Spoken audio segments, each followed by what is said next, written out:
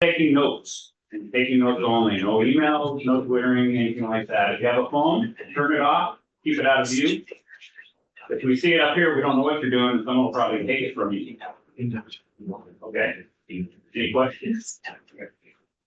Thank you.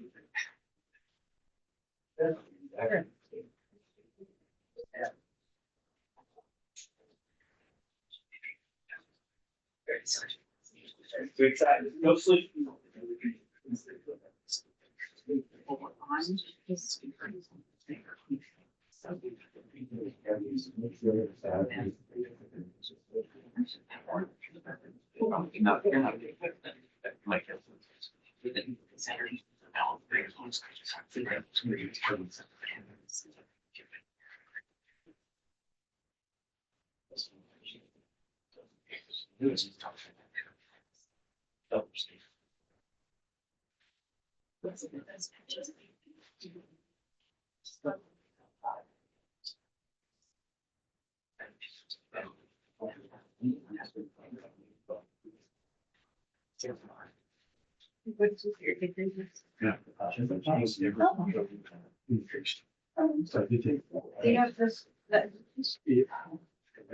I just pulled everybody there. They come from. Where's you from? Oh.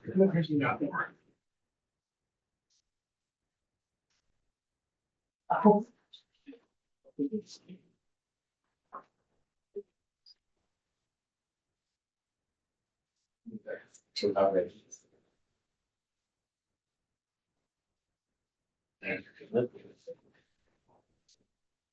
Oh, okay.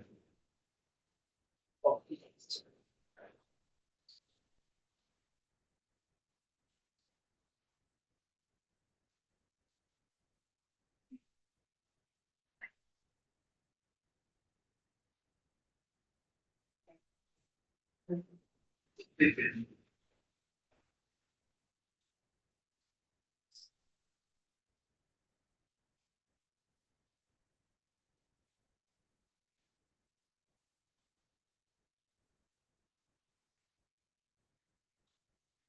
Oh, thank you. I appreciate it.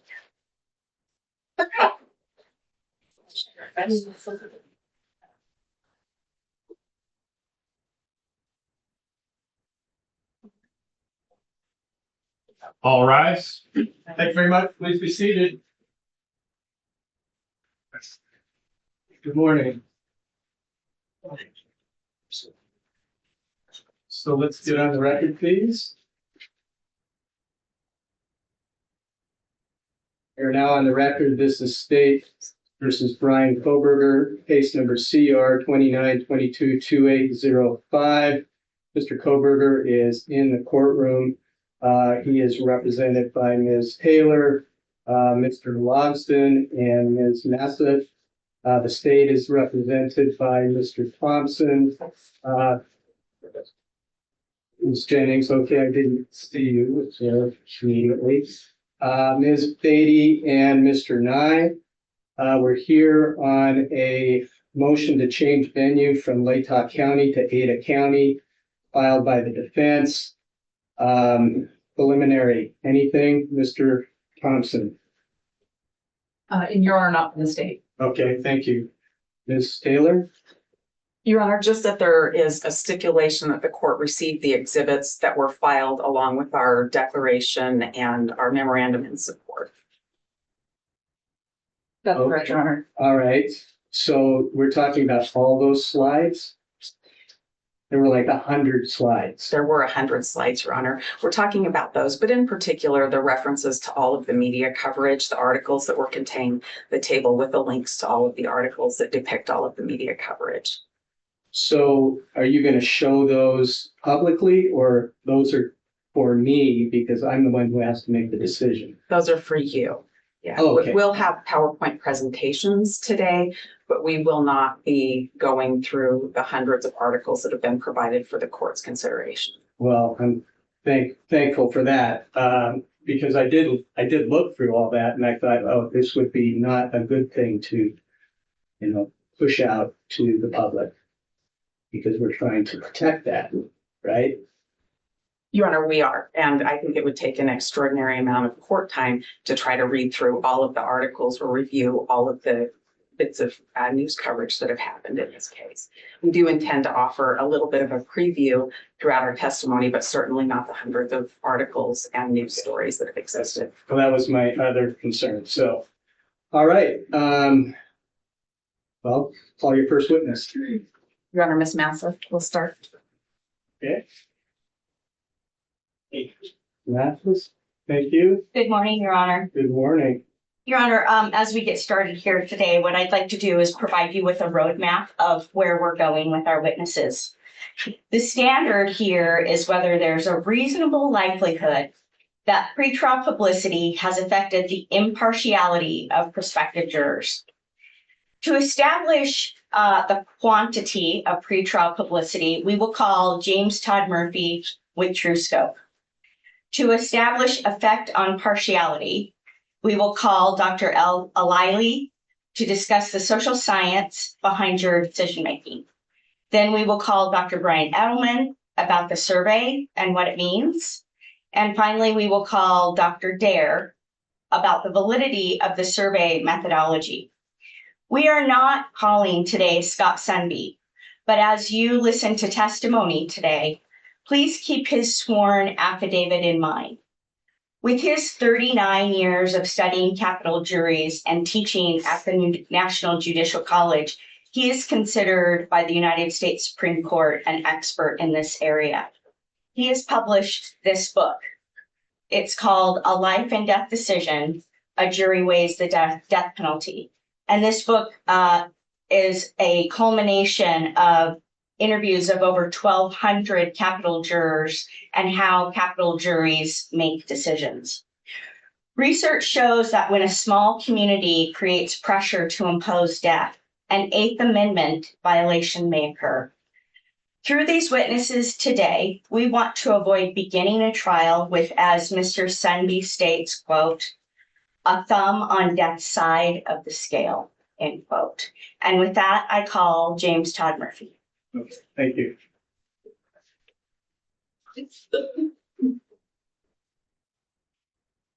Okay, maybe Mr. Murphy, come on up this way, or however you can find your way through. And please face the clerk, raise your hand. You solemnly swear or affirm that the testimony you give in this case shall be the truth, the whole truth, and nothing but the truth under penalty of perjury. I do. All right. Thank you, sir. Please have a seat there. And once you're seated, please state your name and spell your last.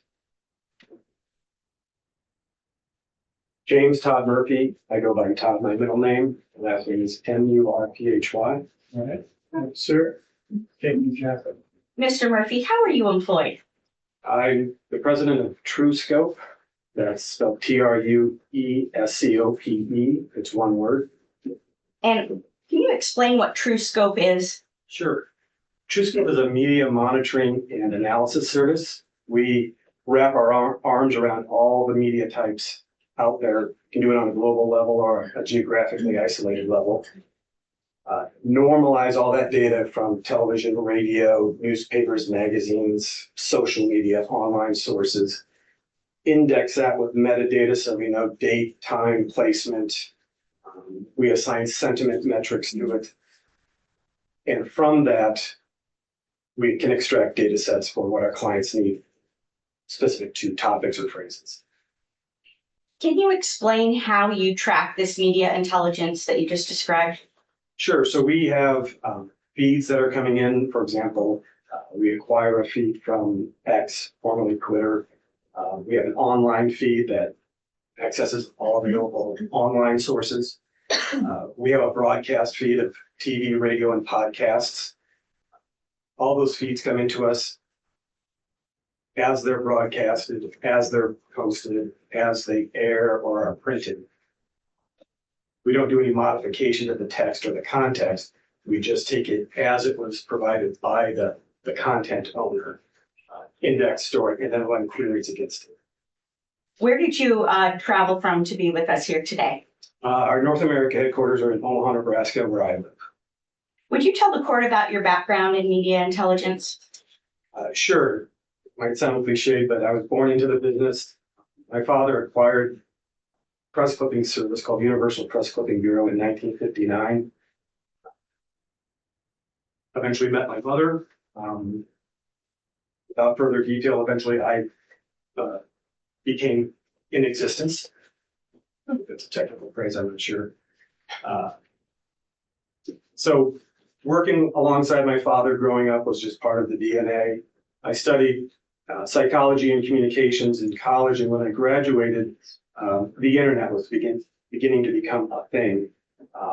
And so I saw a future of data mining and expanding what was a press clipping service into the future. So my full-time employment with Universal at the time started in 1991 and came to today. Beyond your 30 years of experience that you've described in your educational background, do you have other qualifications in this area? Yes. So in the mid-90s, I developed a framework for comparative media analysis where we could take those data sets and compare. My first project was letting hospitals compare themselves to others to see how one brand of a hospital might compare to another within a community or market. I also invented the first multi-channel media monitoring software that would let us monitor multiple TV channels on one computer and write the closed captioning text to a database simultaneously. Innovations not quite as exciting as those continued throughout the years. I also made other acquisitions, which I then folded into Universal, buying up other monitoring services in Alaska or Wisconsin or wherever. Eventually merged my company with TrueScope, a technology company out of Australia. TrueScope owns Universal Information Services at this point, and we're adding AI and other natural language processing to what we do. What about organizations? Are you part of any organizations in this field? I am. There's a global organization of all media intelligence services called FIBEP. That's spelled F-I-B as in boy, E-P as in Paul. Every continent except the uninhabited ones have many, often multiple media intelligence or media monitoring services. They belong, or most belong, to this organization. My peers in this organization elected me president to lead this organization at a global level last year. I'm currently the president of FIBEP. And have you ever testified related to your expertise before? I have been asked to do that and have done so, yes. Before you start talking about the data in this case, how closely have you followed this case on a factual level? I kind of have a personal standard operating procedure that when a client engages us on a topic that I feel for our company may become contentious or may have downstream effects where I might be called to objectively testify, I purposely remove myself from evaluating the content of the data set related to the subjects they're asking us to monitor. So while I have made myself familiar with the search strategy, the keywords, the phrases, which would include the defendant's name and the family names of the students that are victims, I have done very little. I paid very little attention to the media exposure on this.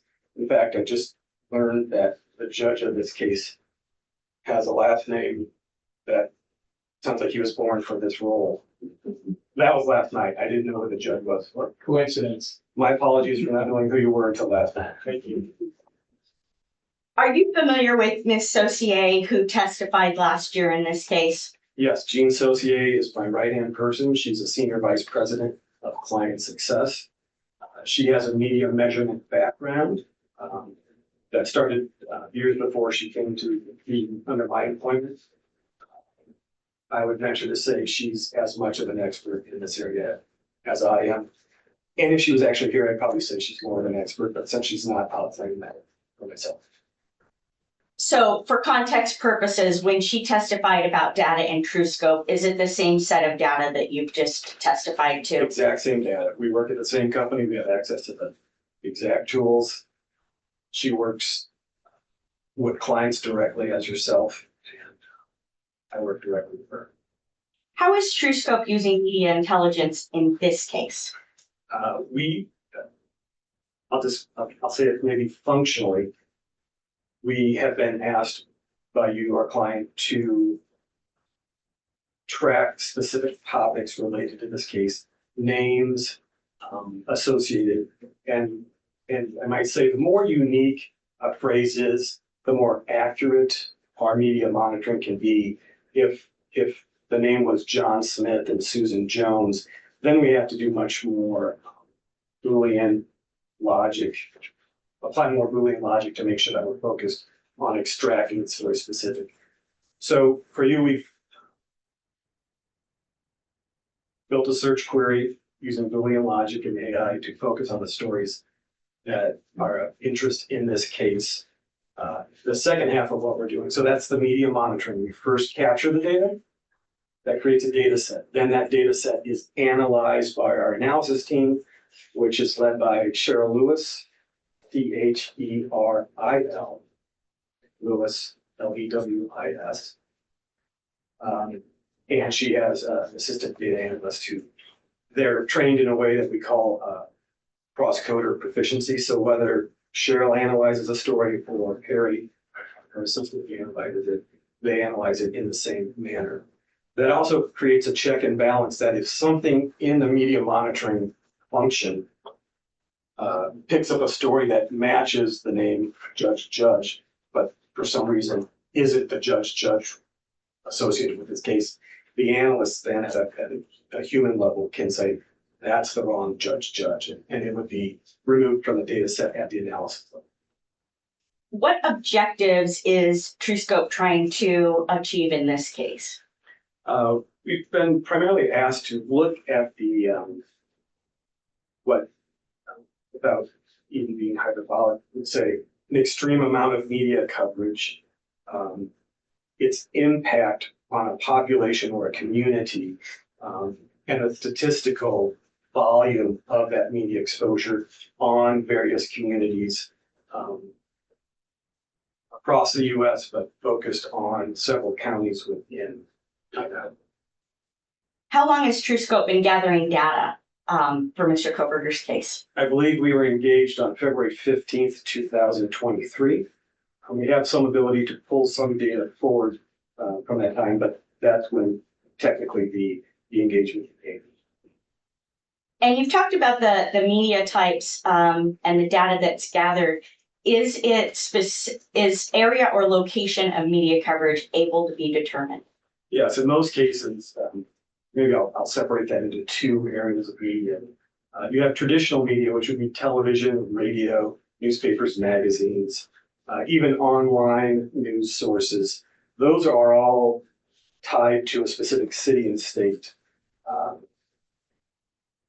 You have the Moscow Daily News, and the metadata that we have attached to that source would say, okay, that publication name is in the city of Moscow, in the state of Idaho, and has a circulation figure of, I'll say, hypothetically 3,000 readers. I don't know the exact circulation of that specific paper. For television, each television news affiliate, local news comes from what's called a local news affiliate. It may be the ABC affiliate, but it may have call letters such as KXLY, I think is one of the Spokane channels. And they may be an NBC or an ABC affiliate, but they're the local affiliates who's in charge of airing local news. And Nielsen media data, Nielsen services, you may have heard of Nielsen boxes and market ranks and things like that.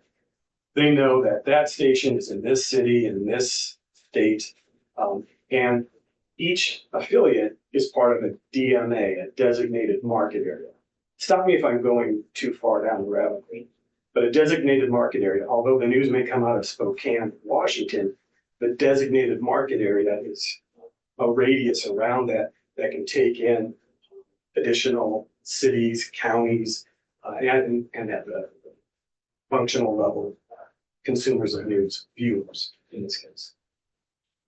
Is frequency of media coverage able to be determined? Yeah, we, since on television, newspapers, online, demographics can change over time, can change by day. So a good example of frequency, why frequency matters. A local news affiliate might have a 6 to 7 a.m. newscast, a midday newscast, a 5 p.m. and a 10 p.m. Depending on what time zone you're in, those can be adjusted based on network. But let's say that they ran a story about anything. They might run it in the morning where the demographics skew one way. They might run it at midday, which might have a much smaller audience or potential viewership. They might run it at 5 o'clock, which would have people who come home from work early or those who are unemployed. And then at 10 o'clock generally can be the largest audience. So knowing what time they run it lets us know the demographics, the audience, and even a vanity metric called ad values. We won't get into that, but what time a story airs and how many times it runs, we aggregate that and we can say, okay, this story ran 4 times on this channel on one day and had a total viewership potential of, say, 50,000. That doesn't mean I watched it at all 4 times.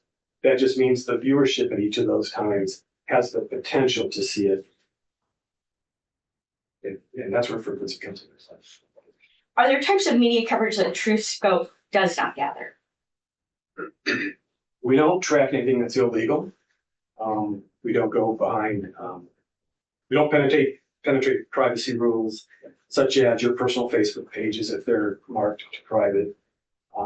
We also don't look at streaming entertainment channels such as Peacock, Hulu, where the content on those channels often is broadcast originally in a specific time zone.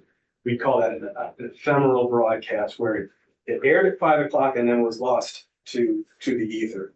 But Hulu and those streaming channels give the opportunity for that story then to be posted, and you can watch it at your leisure in a time shifting.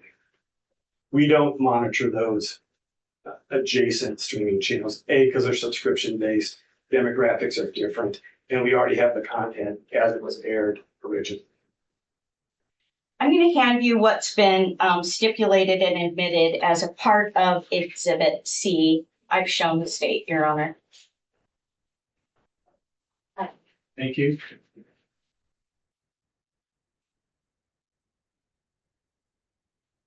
Can you tell the court what that is?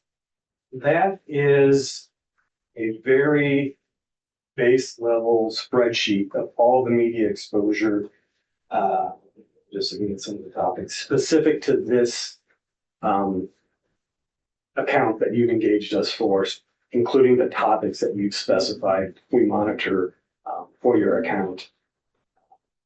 It includes various things like the type of media, so it might be Twitter or print or broadcast.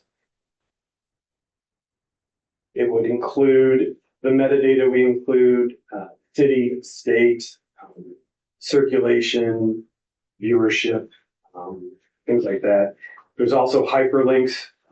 As a client of ours, you would receive, if you exported this from your workspace or we exported it for you, you would have a hyperlink. You would click on that. Because we have a cookie on your computer, it would open that hyperlink and you could see the full story. Unless it's an online story or a social media story, then we take you directly to that end source. So if it's MoscowDailyNews.com and it's in front of their paywall, you would click on that link and you can view that story yourself. Is Exhibit C in front of you specific to Latah County? Yes, I see under county, spot checking it and spinning through where it can be determined. These are all Latah County related. Some of them are cities within Latah County. Is the list of Exhibit C approximately 1,360 entries long?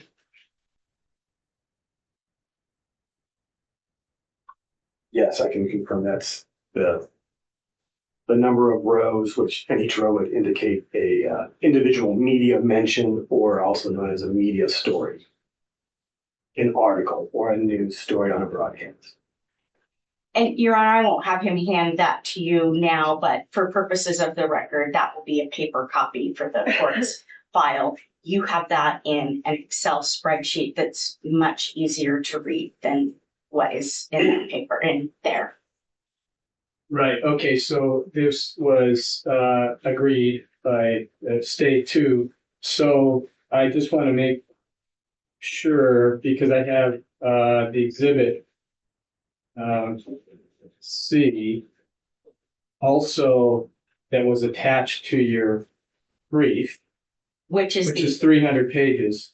So, but then we have the additional C, which is more I guess, thorough. so this is a part of C related to TrueScope, which is this list of the 1,300 stories. And then I'm about to get into the other part of Exhibit C, which is TrueScope's report. Okay. Okay, great. Thank you. Just wanted to clear that up. Did you prepare some other documents that represent media coverage in 4 counties in Idaho for this case? We did. Once TrueScope had, and it's an ongoing thing. We're constantly monitoring your news. So even this morning, you would have received a report of any media exposure that has happened since yesterday morning. It runs on a 24-hour cycle where we pushed out a report to the client, but we're collecting it in real time. So if a client wanted to look at their workspace at 3 p.m. today, all that news would be in there. I may have digressed from your question. That's I'm going to hand you an exhibit. Okay. This is the second part of C. And I'm going to put that in front of you because it might be easier to see. You've got 2 screens. Yes, that was the second part of my answer. We did prepare a media measurement analysis. Cheryl Lewis's team, and that's part of the combination of services that we're providing. Okay, looking at this page here, can you please explain to the court what this is? Sure. You have 2 pie charts. On the left, you have the volume of media coverage specific to the keywords and phrases searched for our client related to this case. You see on the left, out of all the media coverage between January 1st of 2023 and July 15th, 36% of that coverage, or just over 36% of that, was seen or had the opportunity to be seen in Latah County. On the right side, you have another pie chart that shows the population of Idaho, and it shows what percentage Latah County represents of the total percentage of Idaho, which is 2.75%. On the second bullet point of notes there's some reference to census. Can you explain that note? Sure. The census data used for this was from, I believe, July of 23. Of the 40,924 people in Latah County, we were asked to look at age eligible to serve on jury duty amongst all of that, the people in the county, which equated to 61%, or just under 25,000 people of the nearly 41,000 all are age eligible to serve on the jury. Right. In Latah. Going to the next page. What does this page tell the court? This is the same analysis framework performed on a different county. Again, on the left, you see the total media coverage in Idaho for the same date range, but 34% of the media coverage was seen in Ada County, which is just a couple percentage points below that of Latah County. The primary difference is the right-hand pie chart, which shows the population of Ada County relative to all of Idaho, and it's over a quarter of the state population, 78 or 26.42%. What conclusions do you draw when you compare the two counties' data? There's a lot more people in Ada County. And where I would be going with that as a media analysis, when I would interpret this from a media analysis perspective, is the propensity to dilute the media exposure in a larger population is a factual function of that. If you have a certain number of stories divided by the population, the number of stories a person can see is fewer if the population is larger. Did that answer your question, or was I? Yeah. I'll follow up with another specific one. Out of the two counties, where is the most opportunity for a resident to view stories about this case? It's by far in Ada County. When we did the analysis of the age eligible process, nearly 300,000 people in Ada County are jury age eligible, compared to just under 25,000 in Layton County. I'm gonna just ask my question again. It was probably inartful on my part. Do more people in Layton County, is there more saturation in Layton County or more saturation with media coverage in Ada County? Yes. A person in Layton County would be exposed to far more media coverage than people, a community in Ada County. Can we now switch to the third slide? What does this show? This adds in 2 additional counties that we were asked to look at. It reflects media exposure specific to Bannock and Camden counties. And and then there's also a gray area rest of Idaho. You just want to explain what we see here? Sure. So if you look at the volume of media coverage for the same date range that the first 2, Layton, Ada, and then 4 counties we're looking at, out of all the media exposure for the state of Idaho, Layton received 36%, Ada had 27%, Bannock 1.56%, and Camden just over 3%. And the rest of Idaho got just under a third of the meetings. So outside those 4 counties, the rest of the counties in Idaho, for the rest of the people that, the rest of the regions in Idaho would have been exposed to approximately 31.53% of the media exposure. You turn next to, I believe it's page 5.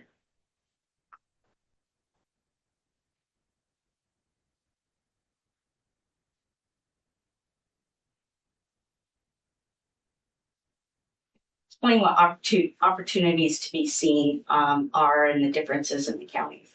Sure. So in this pie chart, again, we're looking at the same date range. Opportunities to be seen are maybe best described relative to probability versus possibility.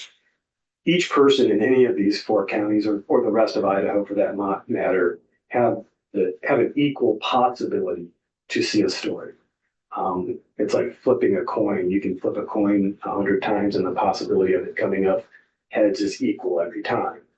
The probability of it coming up heads every time is much different. Probability is a mathematical statement, a quantitative measure.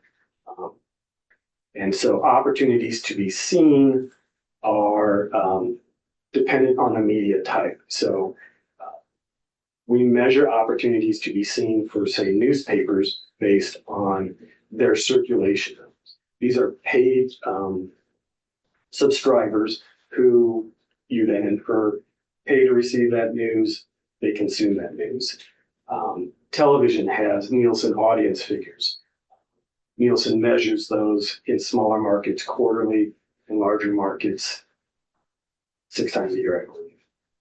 Any of the broadcast markets we're talking about, and the DMAs affecting this pie chart, would be measured quarterly. So opportunities to be seen are the possibility that people in that county would see it. It's the volume of those opportunities that creates the potential opportunity or probability that they've been exposed to X number of articles or media mentions, discrete articles, stories about this topic you're having us track. The numbers reflected on the pie chart show that over half of those opportunities to be seen reside within Latah County, nearly 60% or 57.03%. The opportunities to be seen per person in Ada County is 31.2%. Not quite half, but nearly half the opportunities. And that's a simple mathematical function of all the media exposure in that county divided by the population, or in this case, potentially age eligible for jury duty population. And in terms of the green sliver there, Canyon County is close to Ada. And so if we assume that Canyon County residents might review Ada County news with its population of 180,000, is the dilution of Latah County or the dilution of Canyon County still significantly greater than the saturation in Latah County? If I understand the question correctly, how I may answer that is Canyon, and I would also say Bannock, unless you don't want me to mention Bannock, but the media exposure specific to those counties is statistically insignificant relative to the rest of Idaho, Latah County, and Ada County. In fact, if you combined all those two and grouped them into either one of those, it wouldn't change the inferences that we make on the data between Ada and Latah. Can you turn to the next slide now?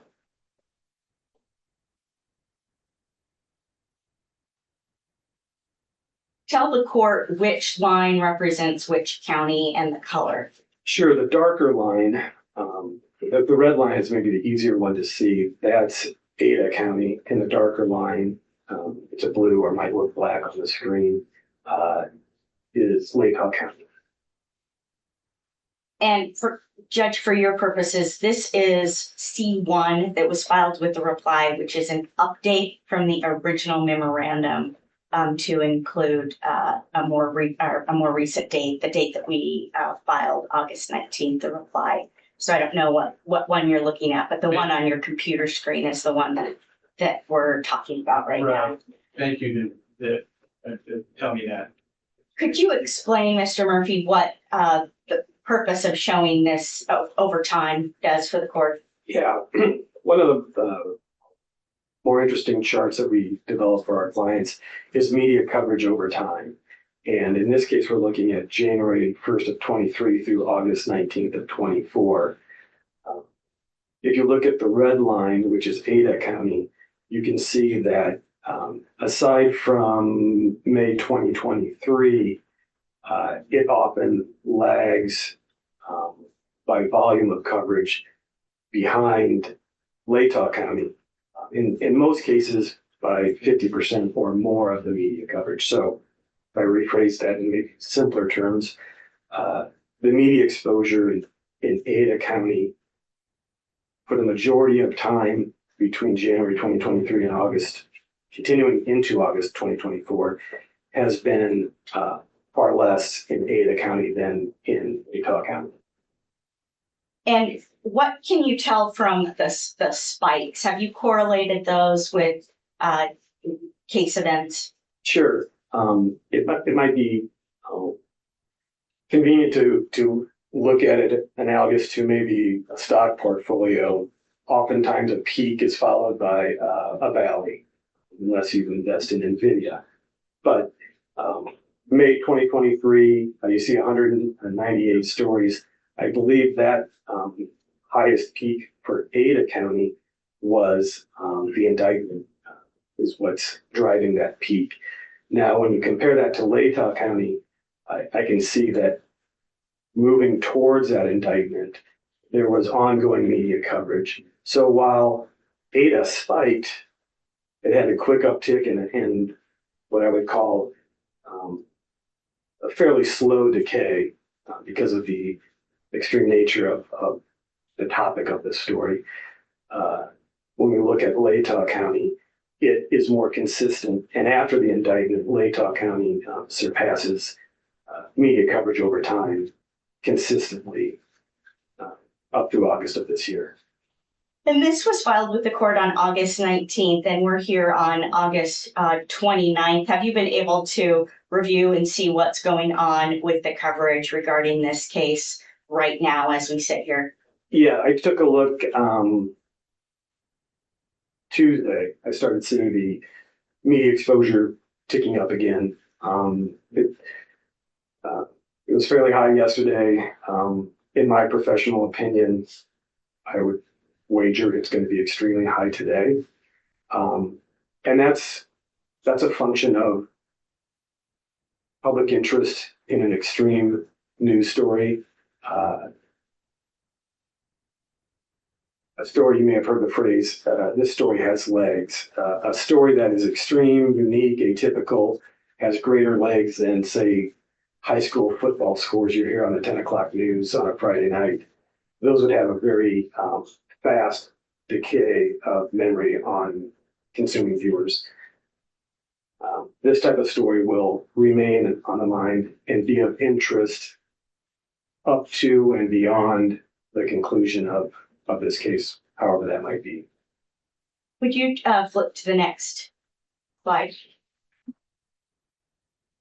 This green line, what does it show?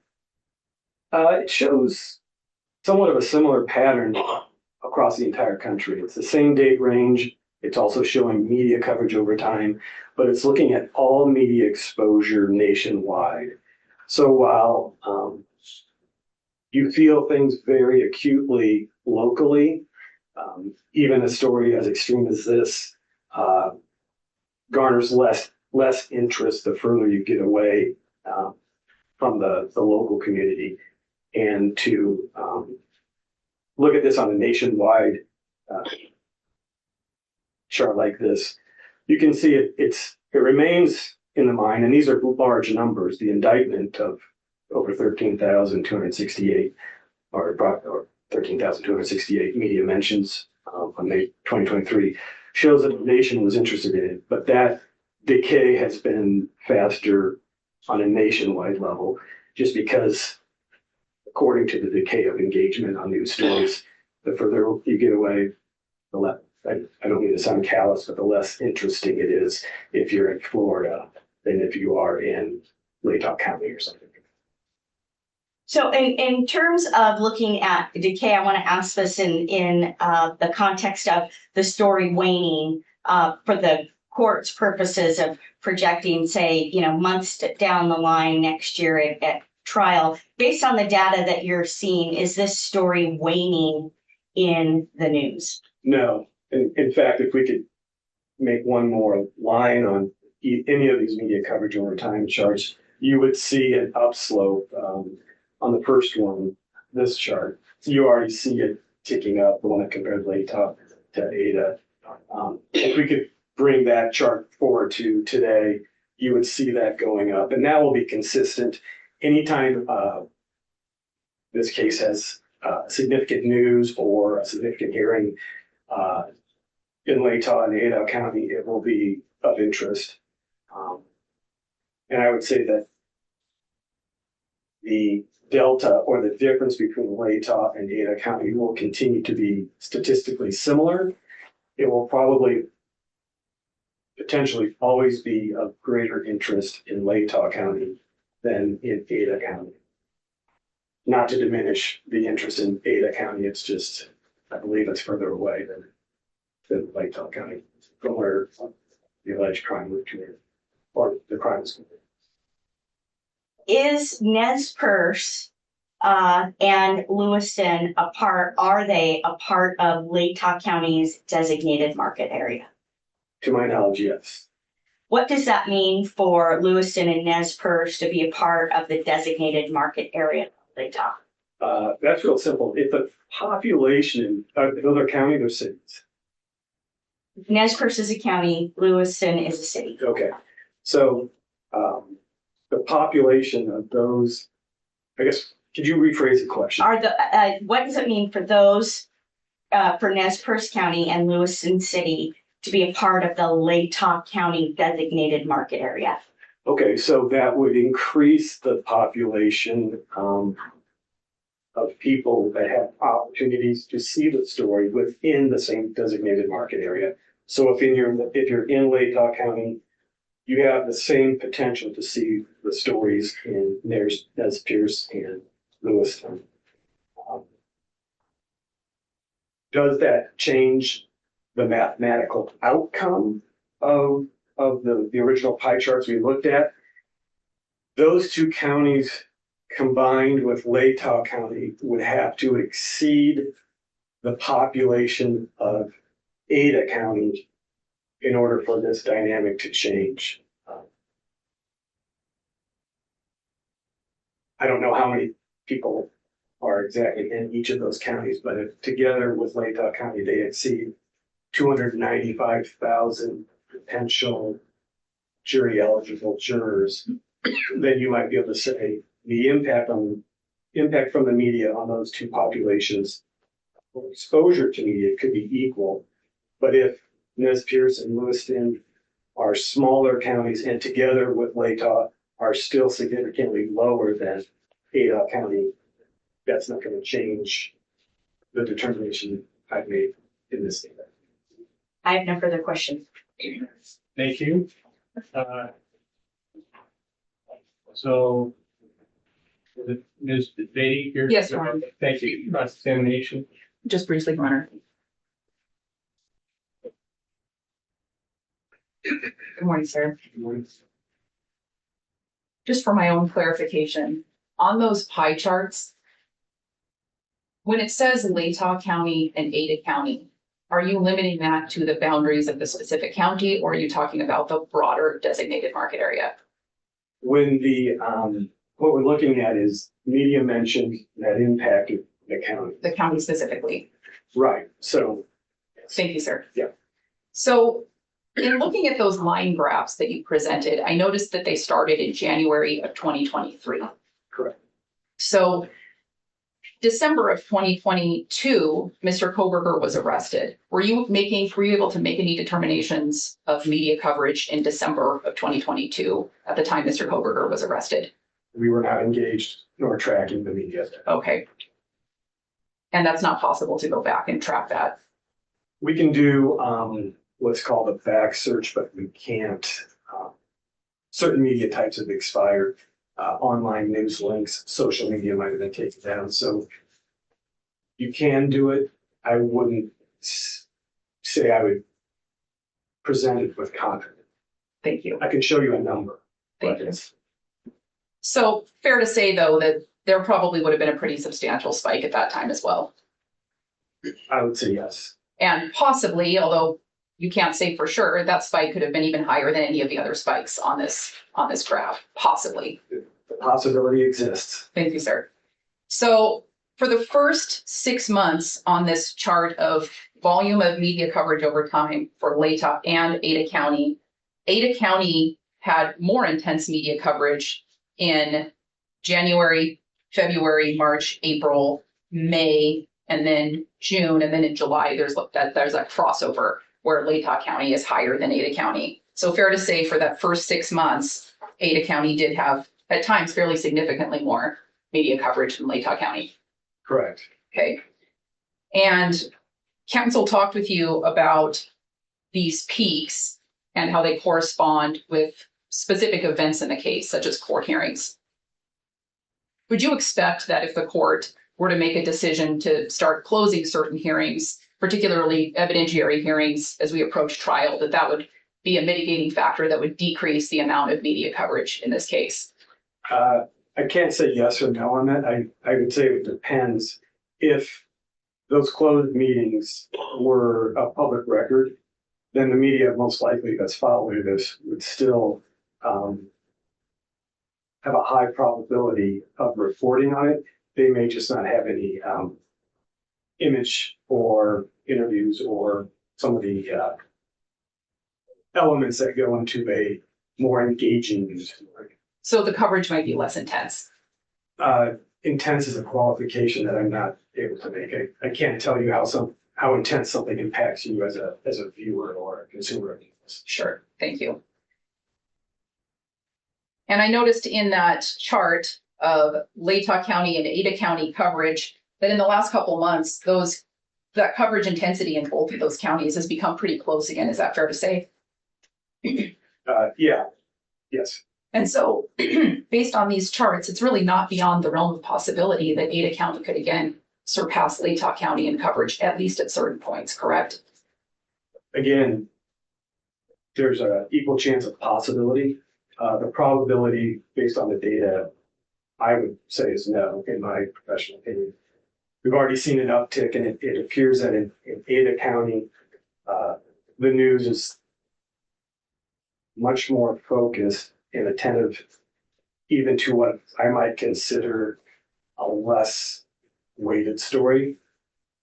I think there was a story recently about a memorial garden or something that this county garnered quite a bit of media exposure. But that's logical. Sure. Well, in June of 2024, it looks like they got so close that they were just 2 points apart. Is that correct? Latah County just 2 points above? Yeah. And you're not willing to testify that there's a possibility that Ada County could potentially surpass Latah County in the future? I'll absolutely guarantee that possibilities are always equally available. Thank you, sir. I have no further questions. Okay, thank you, Ms. Beatty. Ms. Mathis? Mr. Murphy, in terms of this discussion on Ada versus Latah, you mentioned the Nielsen rankings. Could you please tell the court the difference between what the Nielsen ranking is, and then I'll follow up with what Latah's is and what Ada County's is. So what's a Nielsen ranking? Sure. So I don't want to assume that most people have heard of the Nielsen ratings, but anyone who's involved with selling advertising or the news media knows that Nielsen for more than 50 years has measured the top 200 designated market areas. New York City is number one. It's the largest DMA. The media in that market reaches the most people. And so it's a measure of how many active news consumers, is the way I would describe it, are in a city or a city's area. I know we're looking at counties, but your designated market area here in Latah County fall under the radius, I think I mentioned earlier, Spokane, Washington. In Ada County, their designated market area is Boise, Idaho. A different deal. And what's the Nielsen ranking of Latah County? It's ranked 64 And out of 210. and what is Boise? 97.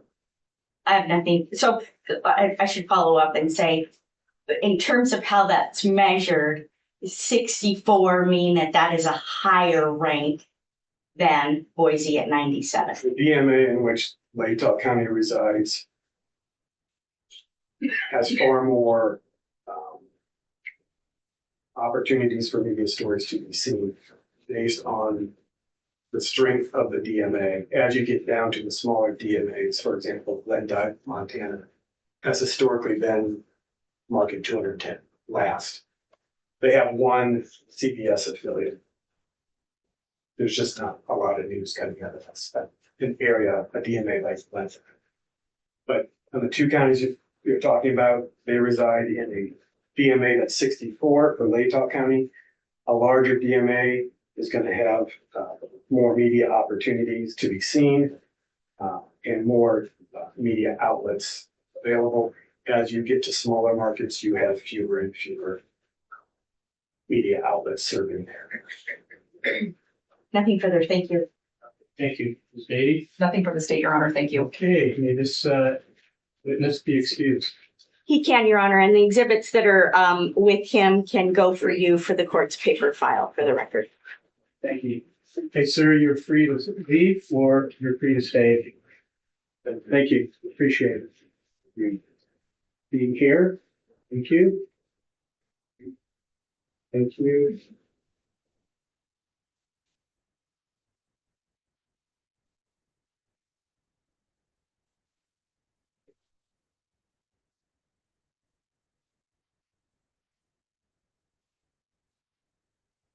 They're very small letters. I agree, Your Honor. It was really hard to get them on one page. Sorry about that.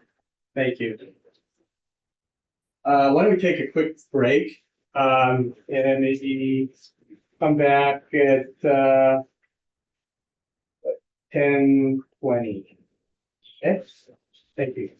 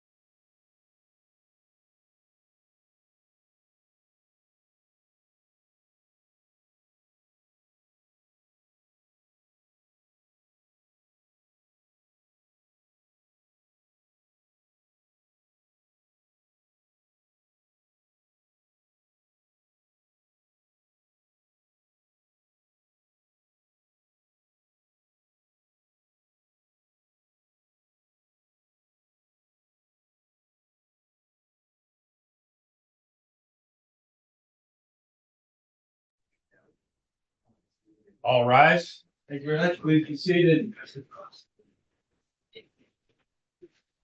Okay, let's get back on the record, please. Back on the record, State versus Kohberger, CR 2922-2805. Sorry for the delay. I think we had to adjust some mics, make sure everybody can hear. And counsel and Mr. Kohberger are here in the courtroom, so we're ready to go forward. Next witness. Thank you, Your Honor. We will call Dr. Amani El-Alayli. All right, thank you.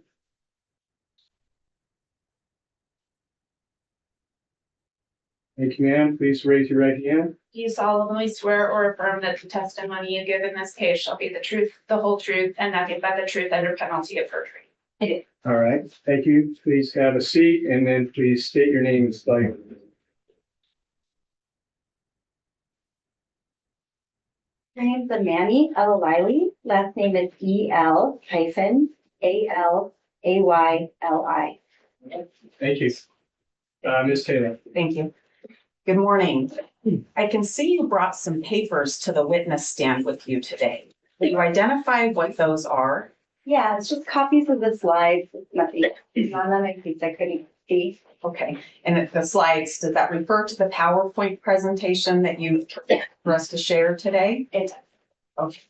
At this time, will you place that document in front of you face down? And if you have difficulty seeing the slides, let me know and we'll have you turn it over so you can track and help us understand what you're going to teach us today, okay? Sure.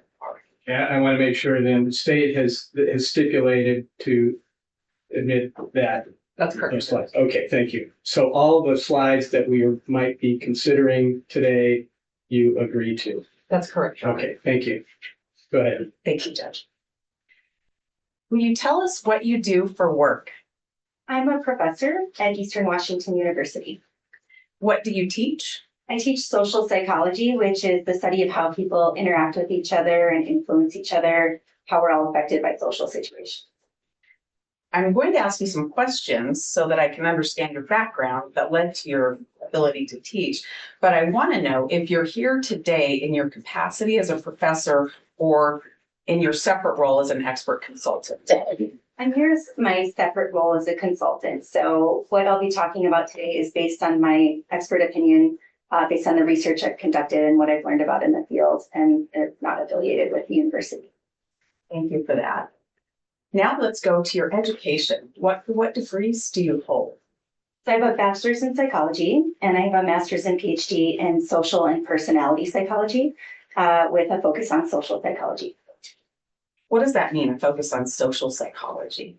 So our area, like I mentioned, it studies how we interact with and influence each other, the power of the situation and how it affects us, like how we're all behaving differently here than in our living rooms. It includes things like how people influence us to purchase things, like I teach a class on social influence, or influence us to donate money.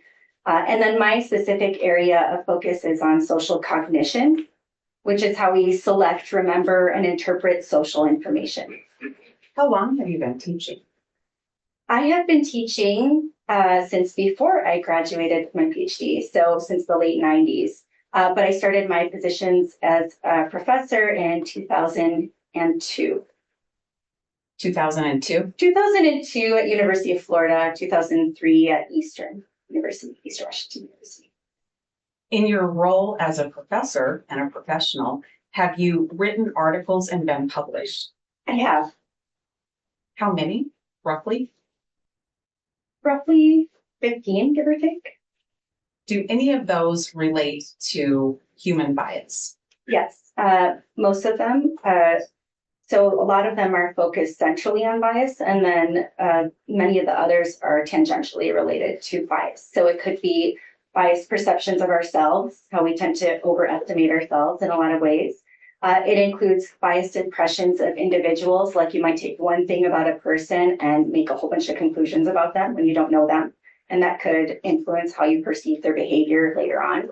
It includes biased perceptions of groups, so stereotyping and prejudice.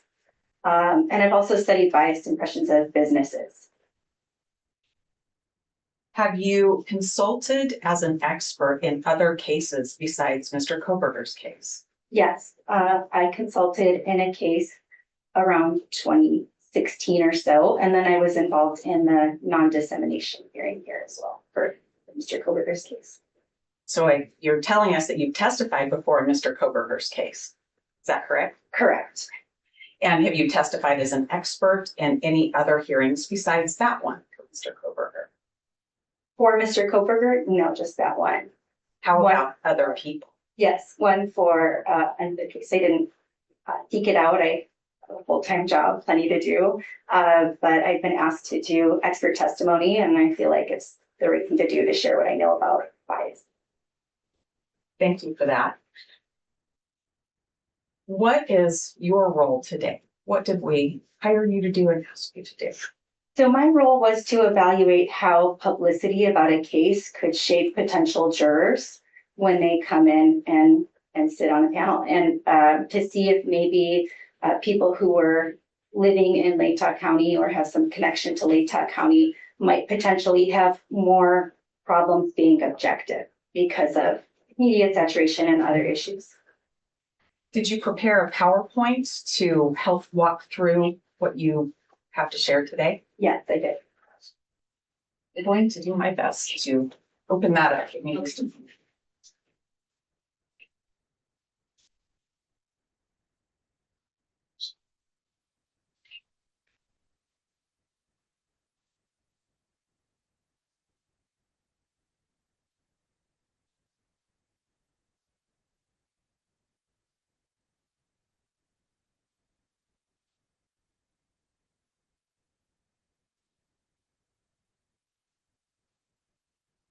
I am trying to find the right. You would just go to slideshow, right to the top, maybe 6 down to the right. One more, right. And then on the left, or to from beginning.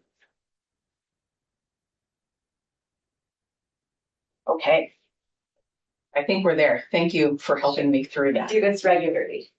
Teaching. All right. I want to know if this is the background of the research on potential juror bias. What do you know about that? Yeah, so there's been a lot of research on how publicity affects potential jurors. It says roughly 40 years. Really, it's been longer because in the 1960s, there were some high profile cases. And so social scientists wondered, does it matter if there's a lot of publicity about a case? Could that potentially make jurors less objective? Could that influence actual outcomes in a case? And so the research started then, kind of trickled in, and then became more and more popular. And then in 1999, there were enough studies that somebody conducted what's called a meta-analysis. And another one was conducted in 2022. So it's nice to have a recent one. A meta-analysis is when you take a bunch of studies on the same topic and you statistically combine them into one giant study. So they do this in every field. They do this in medicine, every discipline, where you really want to know an overall effect of something. Because I might run a study on the effects of pretrial publicity and find maybe a small effect, and somebody else might find a big effect, and somebody else might find no effect. And it's hard to trust any one study with, a few dozen participants, or even if it's hundreds. I would want to see lots of studies. Just like if I were trying to decide if I want to take a medication, I don't want just one study that tells me it works or doesn't work if I have a serious illness or the medication has a serious risk. But I would be much more confident if there were a whole bunch of studies, dozens of studies combined, and thousands of participants' data. And so a meta-analysis basically does that. It narrows down a specific topic, in this case, the effects of pretrial publicity on judgments, and it examines overall, combined, is there an effect? And so there were, like I said, one is quite recent from 2022. So it's the simplest way to describe this research. It's the easiest way for somebody to know where it stands, even if they don't read all the articles. And what this work has found is that if somebody's exposed to publicity about a case, something about the defendant, something about the case, fact, fiction, that the tendency is, if you look at everything as a whole, for it to affect judgments, and specifically how much you like the defendant, your inclination to think that they're guilty, your judgments of their criminality, etc. And this has been shown with individual judgments of guilt, but even more so with group judgments, with juries. And it looks at participants who are randomly assigned to get pretrial publicity information or not, so that you can really determine cause effect. So this would be a formal experiment. We do lots of studies, and experiments are the ones that I like to look at, because what you do is you hold everything constant except for one thing that you change. You get one people, one experience, another group of people, another experience, and then expose them to all the same things. So all the same trial stimulus materials. And you see, okay, the people who got some information ahead of time that they weren't supposed to pay attention to, did they evaluate the evidence differently? Did they come up with different judgments? And so the meta-analysis in 2022 is based on over 11,000 total participants, and it summed up the studies on that specific topic. And the sum up, what was the sum up? Yeah, essentially what's on the slide there are the main findings. The fact that if you get exposed to publicity, you're more likely to render a judgment of guilt, and less likely to, or have lower liking for the defendant, and have higher ratings of their criminality. Based on your years of teaching and work and understanding human bias, do you know why this happens? Yes, if you don't mind advancing to the next slide, I have a couple sections here. One is on why we sort of soak up this pretrial publicity in the first place. And then the next section is on why that stays with us through a trial if we are to serve as jurors, even when we don't want it to stay with us. And so if I'm to start with the first topic, why is it that we soak this up in the first place? One reason is because of how we process information. Since the 80s, social psychologists have studied this model that suggests that it's pretty straightforward. Sometimes we think deeply about things and we scrutinize arguments and find flaws in them. And then sometimes we make quick decisions. We like decision shortcuts. And we only have so much cognitive capacity that the vast majority of our decisions and thought processes are more automatic. And we call this peripheral root processing when it involves an influence situation. So if you're making some kind of determination about something, whether you should purchase a certain car or vote for a certain political candidate or something like that, and you can go through and you can analyze every single thing and try to be as objective as possible, or you can make a decision in 2 seconds. Oh, my neighbor has that car and they like it, And so the problem with peripheral processing is sometimes you're going to come to a conclusion that you wouldn't have come to before if you had thought about things more methodically, more systematically. And so the reason this applies here is because people, when they're consuming media, are often processing peripherally. Why? Because they might not be completely able to focus on a story, or they're scrolling quickly through a news feed. So if you're scrolling through a news feed or a social media feed, or if you're watching the news while you're cooking dinner or something like that, you're taking in information, but you're not able to really devote the resources cognitively to nitpick. And so you'll see something like Bryan Kohberger arrested for the murder of 4 students, or you'll see something like this: among items taken from suspect, knives, guns. And automatically, when we're processing at the superficial level, which again, most of the time we're doing, we'll say, oh, okay, so they found the person who committed the crime and they have evidence. And we don't take it a step further. But if you actually stop and think, then you realize, oh, wait a minute, people get arrested all the time and it turns out they didn't commit a crime. Or wait a minute, we all have knives in our homes, but we haven't all killed somebody. I have a lot of knives in my kitchen. A lot of households have guns.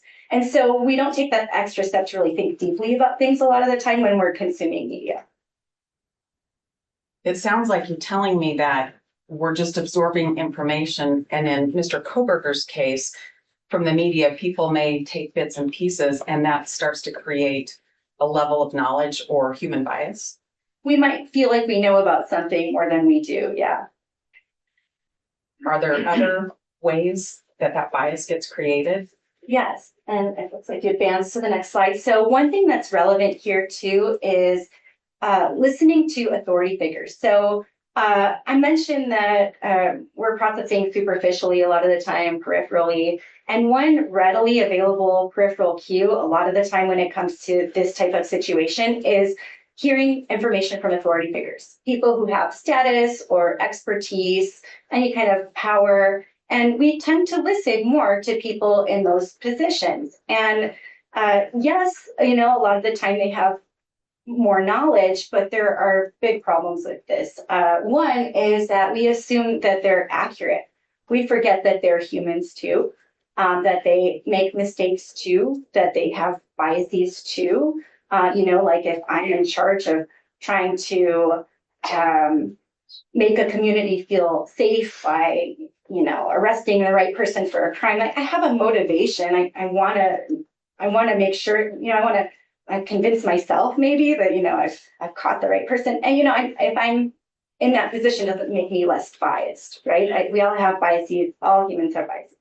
And they also could be wrong. Like I said, people can get arrested for a crime when they didn't commit it.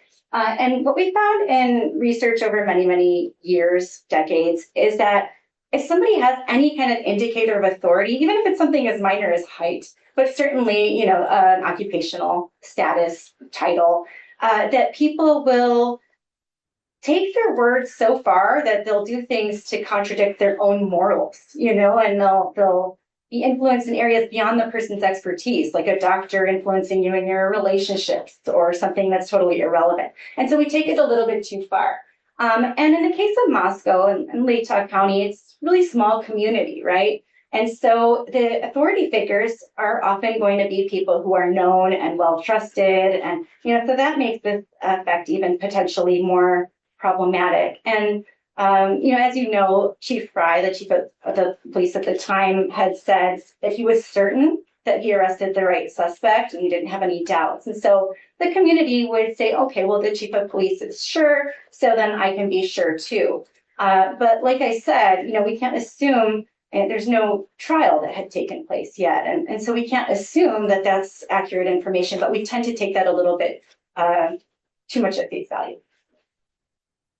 The example that you gave of the police chief speaking out and offering what he thinks about a case, is that something that creates more bias in the minds of the Latah County residents that heard that?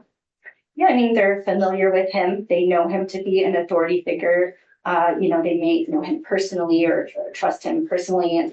And so, yeah, somebody outside of Latah County, they'll still be affected by his authority status, but maybe not as much, right? And then he also has power over people in that community, and that seems to carry some weight when it comes to this type of influence.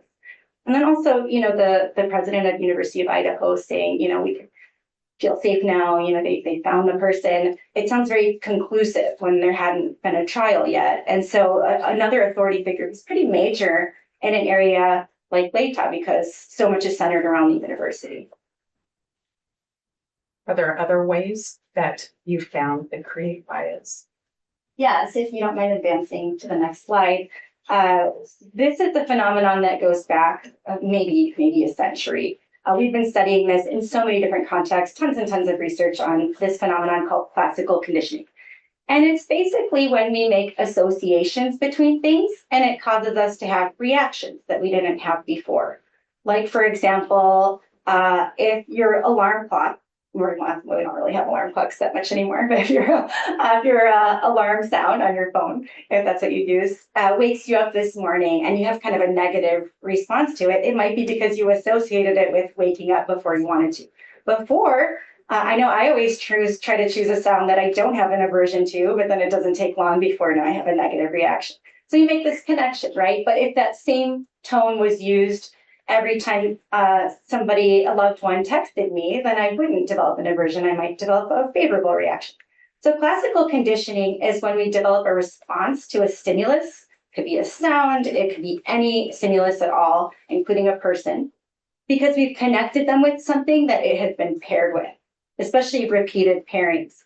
So in this particular case, if the defendant's name is seen throughout media and social media a lot, or his image is shown alongside things that are aversive, negative words, things like terror, murder, evil, or alongside known killers, alongside details of the murder, alongside information about, tragic consequences, things that make us feel bad. What happens is it doesn't take that many pairings, and then his name alone, which was once neutral, because most people wouldn't have known him, becomes conditioned, and it evokes those same kinds of feelings. And they've done studies like this where they can make this happen within minutes.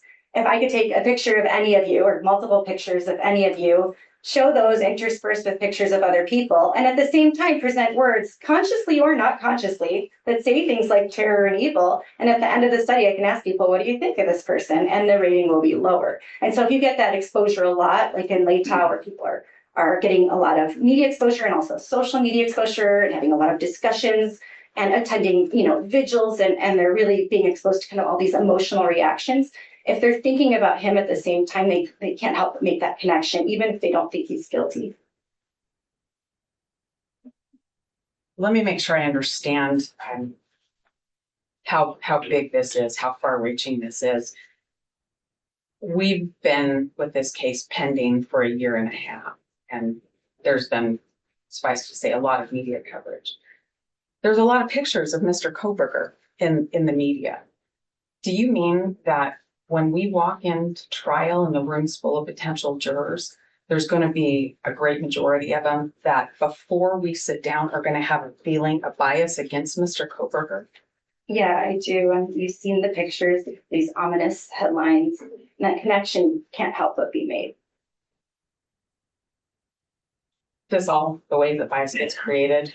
Or do you have another one? I have one more. As far as things that happen largely while the publicity is coming in and you're getting exposed to it. And it's sort of a category of a lot of different influences that are emotional and motivational.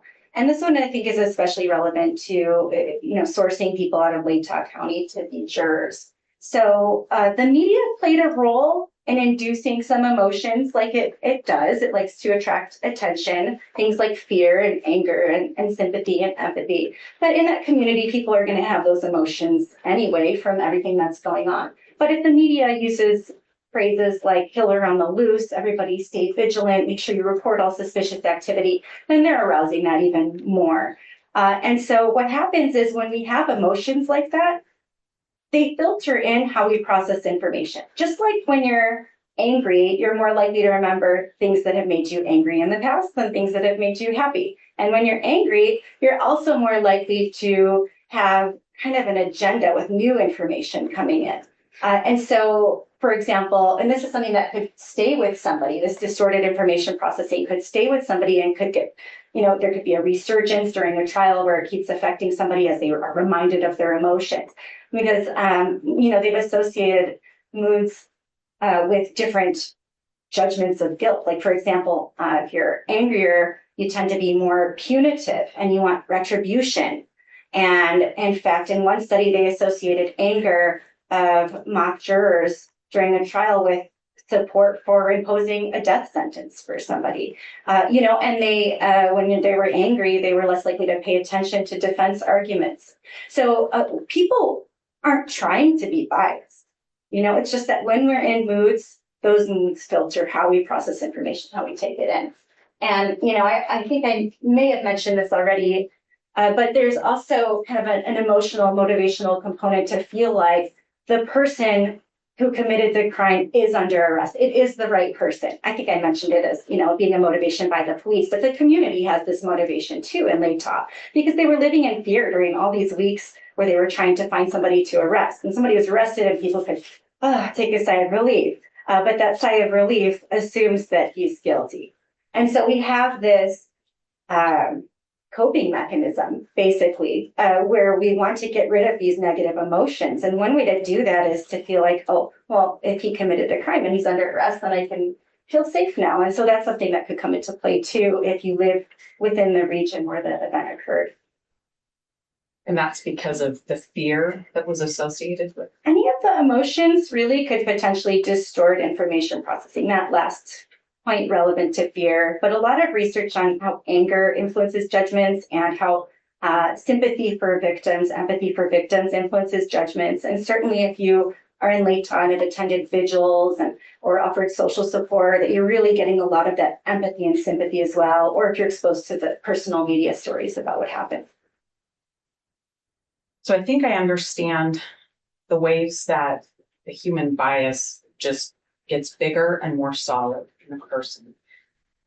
What happens if we seat a Latah County jury and those biases are there?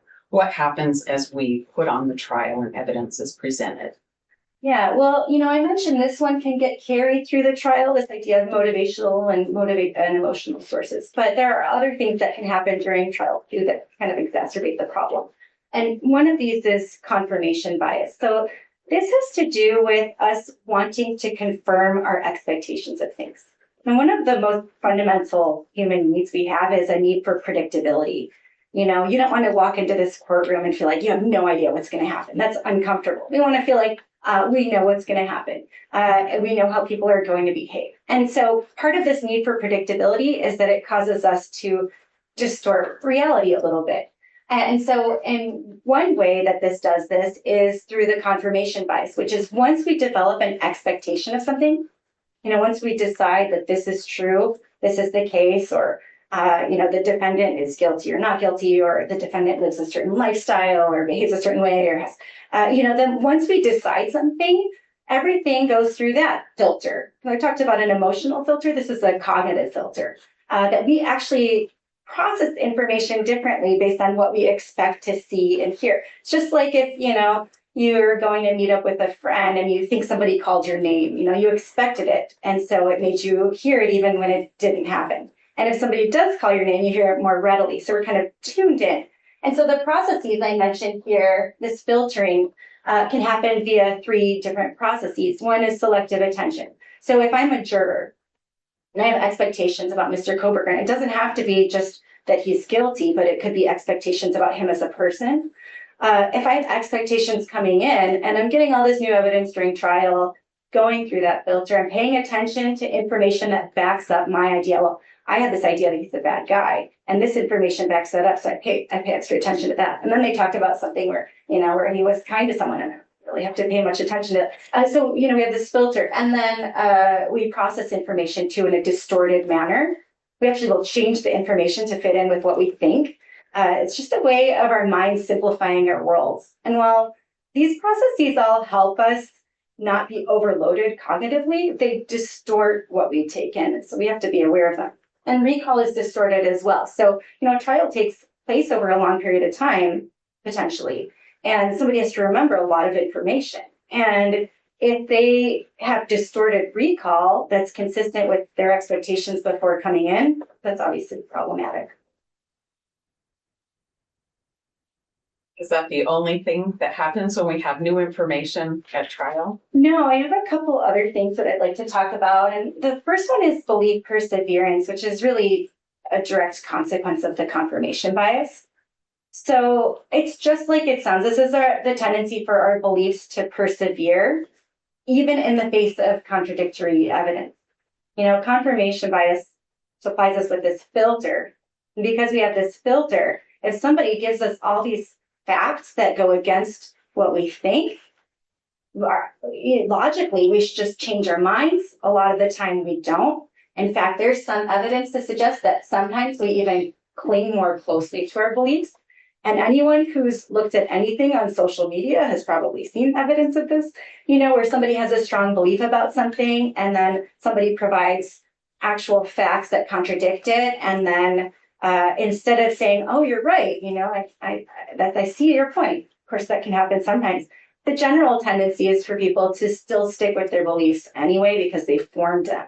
When you're in the process of forming your beliefs, that's different. But once you've formed something, it tends to stick. It's the same thing with stereotypes. Somebody has an assumption that elderly people are bad drivers, and they see a whole bunch of evidence suggesting otherwise, and even research studies and things like that. Then they no, I still think elderly people are bad drivers. So that's belief perseverance. And in some cases, people will even double down. Again, social media, they might even get more aggressively in line with their initial opinion after seeing evidence to the contrary.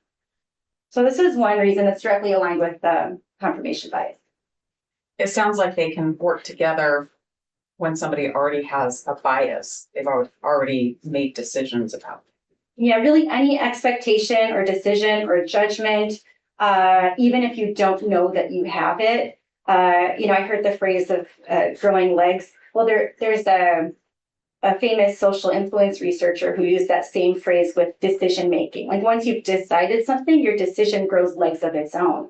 And so now it's not just the normal information necessary that for any rational person, because we all kind of have this tendency to be irrational in situations like this. But it ends up causing us to distort reality a little bit and need a lot more evidence now than we should to change our minds. What else impacts getting new information during the course of the trial? We'll advance to the next slide. I want to mention a little bit about cognitive dissonance. And cognitive dissonance is an uncomfortable feeling we have when we have like an inner clash, like an inner hypocrisy, like if I'm religious, but I don't adhere to one thing about my religion, and there's this inner clash, and we don't like that feeling, and we like to reduce it, minimize it, prevent it. So why is that relevant here? Well, if somebody lives in Latah County, they might have a dissonance experience because if they start during trial to believe that, oh, maybe the defendant is innocent, maybe he shouldn't be convicted, that belief might be battling another belief about loyalty to their community because they know the community wants closure. They know that the community wants him to be guilty. They know the community wants to feel safe. And so they have this inner clash. And what happens when we have this inner clash, lots of things can happen. But one thing that could happen is we could distort reality. That's another reason for kind of being a little bit less accurate when taking in information. So if I'm if I'm a juror from Latah County, and I'm starting to kind of think, oh, maybe he didn't do it. There might be part of my brain convincing me that no, he's guilty because of this inner clash. I want to get rid of the clash. Is that because of the loyalty a person would feel to Latah County, to their community? I think that's a big part of it. And there could be other reasons with regard to community connections that could create that clash too. Like a concern that they might be known Yeah. who they are as a juror? A concern that they might be known. They're this kind of picturing yourself sort of coming back to your community with the news that you were involved in a process that actually, acquitted somebody, for example, and having to face people in your community, which is something I touch on later a little bit too. All right. Should we move forward? Yeah. All right. I know the court's going to want to know, can we fix this? Sure. Can we get our jurors in here and tell them, don't bring your bias in? Can we fix this? What do you think, knowing what you know about human bias? I would love that to be the case. I just don't see that as feasible when bringing jurors out of Latah County. And I can tell you some problems with all the methods that people try to use. It's just, if you look at the research, there are limitations to these. And so one of them, of course, is juror selection. Let's try to find people, for example, who haven't been exposed to publicity. So there are problems with that. Can you recount all of the publicity that you've been exposed to? No. If I asked you to tell me about all of the interactions you had with people over the course of a week, you're going to have forgotten some, right? But doesn't mean they're not going to be affecting you. So maybe when I was at the grocery store, the person checking me out had a negative expression on their face, and I didn't recount that to you, but maybe that memory is there and it's buried. And when I go back in the grocery store, I'm a little colder to them. And another possibility too is that retrieval cues can make some of these unconscious memories actually become conscious, and maybe they affect us at that level. So if I'm a juror and I'm sitting in and hearing all of this evidence, something might remind me, oh yeah, and I remember they found this information, and maybe it's something that's not admissible, but now it's affecting me. And I didn't report that I knew that because I didn't remember that I knew it until something cued that up. And so that's a retrieval cue, is basically something that reminds you of what you know and can't articulate yet, or maybe don't have knowledge about it at a conscious level. And so there's a problem with that, picking people who haven't been as exposed to a case. And of course, in LATA, we talked about the saturation of media. It'd be hard to find somebody to even say that. But if they say that, I don't know if that really would be something we could rely on as being totally correct. And then this is something I focus a lot of my research on, and it's bias. So there's a lot of research on how we overestimate ourselves. We have overconfidence. We tend to rate ourselves as better than average, like better than average in intelligence. There's one study where the vast majority of people rated themselves as better than average drivers, but we can't all be better than average. And it included people who had gotten into multiple car accidents. So while people might be thinking that they're making an accurate assessment of themselves when they're asked, hey, do you have any bias, for or against the defendant? Do you have any, or are you capable of setting aside your bias? People probably often believe that they can set that bias aside because it's in line with all of this research that we know about how we tend to overestimate ourselves. So they're going to say they're less biased than they are. That's been shown over and over again in a lot of settings. And by the way, the people who are the most biased have the most distortion when they're estimating their bias in at least some cases that they've studied so far. That's some research I've done too. And then also they're going to be biased about how much bias they have. That's called the bias blind spot, which has been studied too. So I might acknowledge that other people might be biased, but I won't be biased, and I'll be capable of setting it aside. So that's one process, jury selection that we would hope would work, but there are a lot of drawbacks to it. So I wouldn't rely on that.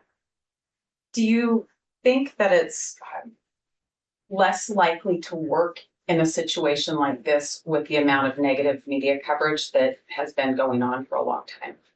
Yeah, if you ask somebody from Latah County to forget everything that they've heard about the case, forget all the discussions they've had, forget all of the media they've been exposed to, forget all the emotions that they've experienced, set all that aside. Can you really do that? Can you unhear things and unfeel things for an extended period of time to be objective? That's quite an undertaking. So yeah, I think that's problematic. You mentioned extended period of time. This trial is projected to take 3 full months. Is that what you mean by extended period of time? Yeah, really. The longer it is, the more potentially distortion there can be because your decision has grown legs and things are getting filtered through filters. And then emotional things can carry a little bit more longevity. So I wouldn't expect it to just go away if it's a long trial by any means, but I'd expect to see it in a short or long trial. Is there anything else that can be attempted that might or might not work? Yeah, my next slide is on instructions. And of course, people who would want to try to give instructions to jurors to be unbiased. And like I said, people overestimate their ability to do this. They don't even think they're that biased to begin with. And the first step to not being influenced by bias is to acknowledge that you have bias. So there's already an obstacle there. And then you have to have the motivation to not be biased. And I hope jurors have that. You also have to have the cognitive capacity to be unbiased. And that's where we run into a lot of problems because their cognitive capacity is going to be occupied by serving as a juror, paying attention to information. They don't have time to spend 80% of their mind, trying not to be biased and catching all the bias. And in fact, there's research that suggests that when we try to suppress thoughts, that we can think about them even more as soon as we let our guard down, which is very soon because you have to think about other things at some point. So if I try not to think about something like an argument I had with somebody or somebody tries not to think about cigarettes if they're trying to quit smoking, they could do that for a really short amount of time. But as soon as they think about something else, their mind gets flooded with those thoughts. Because in order for you to not think about something, you have to think about it so that you can catch those thoughts. And that process is automatic. Most of what I've been talking about today is unconscious, automatic processing, and that's why it's so hard to control. And with regard to instructions to disregard information, whether it's something that people learned pre-trial or something they learned during trial that turns out to be inadmissible, the research shows that those instructions typically don't work, and sometimes they can backfire. partly because of this thought suppression rebound effect. And then there could be other reasons too, like people not wanting to be told how to think. And I mentioned too that, it applies to emotional information too. So factual and emotional pretrial publicity would still have influence, even if people say, don't let this affect you. I wouldn't assume that works at all, unfortunately. How about jury deliberation? Will that work if you have a juror in there who's going to maybe accidentally bring something in or interpret something based on something they'd heard before, or they've remembered something over the course of the trial? Will the other jurors push it out, help them not to think about that? Will the group overcome that bias? Yeah, so we would hope that you get a bunch of people together who are trying to be objective for them to sort of correct each other. And while some of that might happen, what the research has shown is if some people are exposed to pretrial publicity and some aren't, that can spread. Because you can't expect a juror to remember where they learned things. Like maybe they have information about DNA evidence and some of it came from trial and some of it didn't. And how do you disentangle that? That's really, really hard to do. And so they might spread it unintentionally. It might be spread intentionally too. But even if we're assuming perfect jurors here, it might spread unintentionally and then sort of contaminate the jurors during discussion. And then there's also this phenomenon we've been studying for a long time called group polarization, which is when you get a group of people and if they're leaning towards a particular opinion, when they discuss a topic, that opinion gets stronger and stronger the more they discuss it. Another thing you could see potentially on social media, like groups that, are invested in a particular issue. And so if the group is leaning towards negative judgments about Mr. Kohberger or judgments of guilt or anything, even a little bit, then discussions could actually make it worse and worse over time. It could get polarized. So I don't anticipate that discussions would fix the problem. In fact, I would expect it to exacerbate the problem. And that might be why in that meta-analysis I talked about, the effect of pretrial publicity was stronger when it came to group judgments, verdicts versus individual judgments of guilt. Based on your years of teaching human bias and your extensive study of human bias, do you have an opinion about whether the extensive pretrial publicity has impacted the Latah County jury pool? I do. I think it would be so hard to be a member of that community and be able to come in and be objective, arguably impossible. So we don't have a known method for undoing things, and the things have been done. They've felt the emotions, they've seen the publicity, they've had the discussions, they've been to the vigils, and even if they want to be as objective as possible, and even if we disregard some of the limitations I talked about before, research has not uncovered a way to undo this after it's there. And so the recommended best practice by the vast majority of researchers on this topic is find people who don't have that information, restrict that information in the first place. Find people who don't have that information. And the same goes for that emotional experience and investment and so on. Utilize jurors who've had less exposure, they have less reason for prejudgment, less motivation to find the defendant guilty. It doesn't affect them, their feelings of safety, the community. They don't have to worry about reporting back, and other people maybe ostracizing them if they didn't make the judgment that was expected or wanted. And so my recommendation would be to find a community to recruit jurors from that's as far removed from Latah as possible, physically and psychologically. Thank you. I don't have any other questions for you, but if you hold on just a minute, I think Ms. Katie might. Okay. Thank you, Ms. Taylor. Ms. Beatty. Your Honor.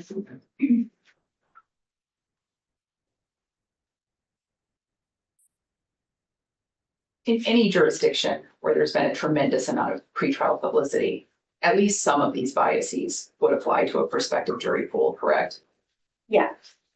And the best thing, if I'm understanding your testimony correctly, for this trial would be to have a jury pool with the largest amount the largest percentage of jurors who hadn't formed an opinion on this case already. Would that be fair to say?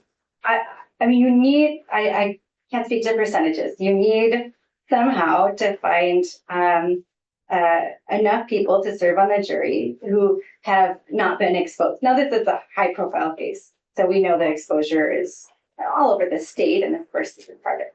But if you can have less exposure, you have less bias potential. In a case like this, where there's been so much exposure across all counties, are there unique challenges in selecting a jury that would apply anywhere? So, well, I mentioned some unique things about Latah County and emotional investment in the community, concern for community members, and, having felt that fear and wanting, the defendant to be guilty so that they could resolve the fear and anger. So, there are all those emotional and social connections. And of course, Dr. Edelman's report, which will come up later, shows that a lot of people who live in Latah County are connected in some way to the university or the police involved in the case. So they actually, know people or they lived in Latah County. And so those kinds of things make, because it's such a small community, make Latah a unique experience. And so you've reviewed Dr. Edelman's survey. I have. So does it sound correct that 75% of folks in Latah County are not affiliated with the university? I don't recall his percentages. Okay. So offhand, I would have to see the report, which I could look at if you'd like. Okay. And I should be more precise. I believe the question was, are you or a family member a student or employee at the University of Idaho in Moscow? And the percentage of folks who responded no was 75%. Does that sound right? I couldn't tell you without seeing it. Sorry, I don't remember. Would it surprise you to find out that 60% of Latah County residents who were surveyed reported that they did not feel higher levels of stress or anxiety during the hunt for the killer in this case? I don't know. I don't know what percentage I would have estimated. I just would have estimated it to be higher in Latah. Okay. So is one strategy that the court could use in any jurisdiction, whether the trial stays in Latah County or moves to Ada County, would bringing in a larger jury pool alleviate some of these concerns across any jurisdiction? Well, if we're talking about Latah County, a lot of the things that I mentioned were not in the survey. So, there are emotions I mentioned that weren't assessed during the survey, impressions of Mr. Kohberger that weren't in the survey. So it could be that 90% of people think he's a bad guy, but they don't think he's guilty. And then that still could influence judgments. So it's really hard to answer that question without, I didn't make the survey, and even if I did, there'd be a lot of things that I would miss too, so I can't make that determination about, you said maybe you can restate it and I can. No, I appreciate the answer. Thank you. Now, I guess the last question I'll ask you is, would you be surprised to find out that in the survey, when jurors were asked, potential jurors who were responding to the survey were asked what their opinion is of Bryan Kohberger, the highest percentage of prospective jurors that were surveyed who had no opinion of Mr. Kohberger were Latah County survey respondents? Would that surprise you? That they have no opinion about whether he is guilty. I think the question is just, do you have an opinion of Mr. Kohberger? Well, it's a high profile case that had a lot of coverage, and the percentages are so high that of people who have an opinion. I imagine, I don't have those in front of me, but in statistics, we call that a ceiling effect when all the percentages are high and you can't really see differences. So I don't know if we're talking, I don't know what numbers you're looking at, but I don't know if that applies or not in this particular case without seeing it. Thank you. I have further questions. Ms. Taylor, anything else? Yes, just a few questions for you. Your focus is on human bias, is that right? Okay. And you talked to us about media exposure and how that forms bias. Are bias and forming an opinion, you're willing to say, different things? Bias can come from lots of things, one of which is an opinion that was formed, and then bias can shape another opinion that gets formed, if that answers your question. It does, thank you. you talked to us a little bit earlier about how that bias gets formed. And then you told us sometimes we won't be able to spit out our entire bias or what we looked at to form bias. Is there a danger in a case like this where there's been a lot of media coverage that somehow we seat a jury, but they start remembering things they read in the paper and trying to make the evidence fit into that filter? Oh, yeah, of course. So Dr. Edelman's report, I remember, said that, people didn't list everything that they recalled, but when they were prompted to ask about, to indicate whether they remembered specific things, then they remembered a whole bunch of things. The same thing would happen during a trial, right? Those retrieval cues, anything that reminds you of something. So our minds have kind of an association network. All of our memories are sort of connected in some way. You could just mention the word white, and maybe I think of snow. So our memories can come up from so many things that I would be surprised if there weren't some memories rekindled. Thank you. That's it for me. Thanks, Ms. Taylor. Any more questions? No, thank you, Your Honor. Okay. Thank you. May this witness be excused? She makes. All right. And no objection to that? No, All right. you're Okay. Thank you. You're free to stay. You're free to stay or leave. All right. Thank you very much. That was very interesting. Thank you.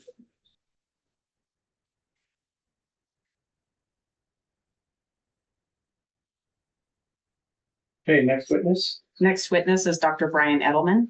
Okay. Dr. Edelman.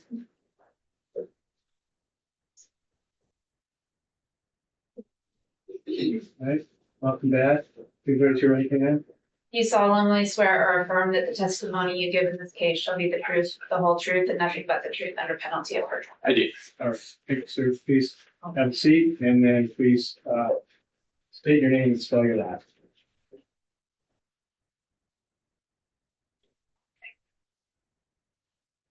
I'm going to speak slow today, I promise. So, Bryan Edelman, Edelman. Sir, go ahead. Stay with. Thank you. Good morning. Good morning. Dr. Edelman, I see that you brought some things to council table with you. I did. What do you have? It's just a copy of my presentation. Your PowerPoint presentation? Okay. And is that face down? Perfect. Will you let me know if you need to flip it over to refresh your memory? I can tell you the second you start, I won't be able to see anything, so I'm going to need it. Okay. Your Honor and counsel, then I'll ask if he can leave his PowerPoint presentation face up so he can help us understand this testimony. No objection to that. Okay, thank you. Go ahead. All right, let's start with your background. Going back how far? I'm going to try with her. Well, let's start with what you do right now and then work backwards and forwards. How about that? Okay. I'm a trial consultant. So in that capacity, I'm often in a courtroom doing jury selections and assisting with that, running juror questionnaires, helping attorneys craft oral voir dire questions. And I also do pretrial research. So that's focus groups and mock trials. And then I also do post-trial interviews and do a lot of presentations and writing in terms of trying to educate or help the legal community. And then I also serve as an expert witness in this capacity. And in that scenario, I'm often focusing on pretrial publicity, the impact of pretrial publicity, and whether or not a defendant's due process rights may have been undermined by media coverage. And I also do post-conviction work, which kind of ties into that, where I might be brought in to look at a case to see if there was a lot of media coverage and whether or not there should have been a change of venue or a request for a change of venue, and looking at the adequacy of voir dire to uncover what jurors knew. So that's kind of reviewing the voir dire transcripts and use of challenges and that sort of thing. How long have you been doing that work? That part, since I think the first one, maybe like 2011, 2012, something like that. Where do you do that work?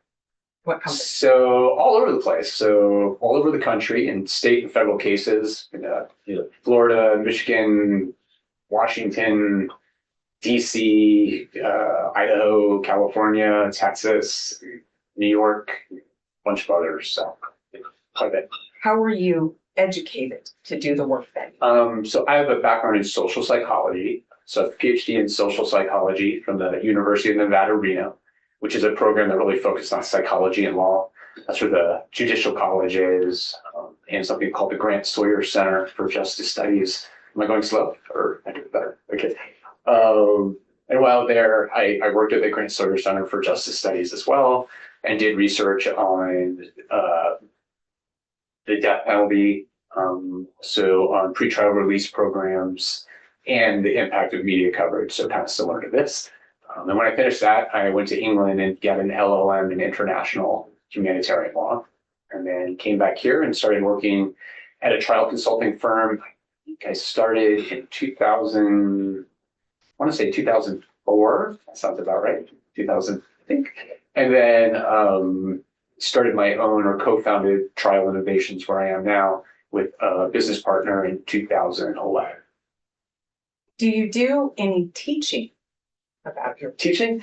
So I do like CLE classes and things like that for bar associations. I've done it for public defenders, for district attorneys' offices.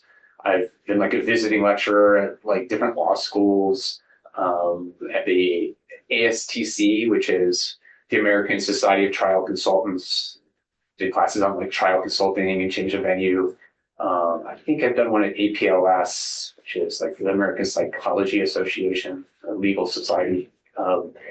And I'm sure there's some others out there too. APE, ABOTA is one, and that might be more on like jury selection. That's like a legal organization. Are you a member of any organizations, professional organizations specific to your work? Currently, I don't think normally I'm a member of ASTC, which is American Society of Trial Consultants, but I might have forgot to pay my dues this year, so maybe not. Are you usually a member of Yeah. that organization? And same with APLS as well. What's APLS again? That's the American Psychology Association, and it's the legal society division.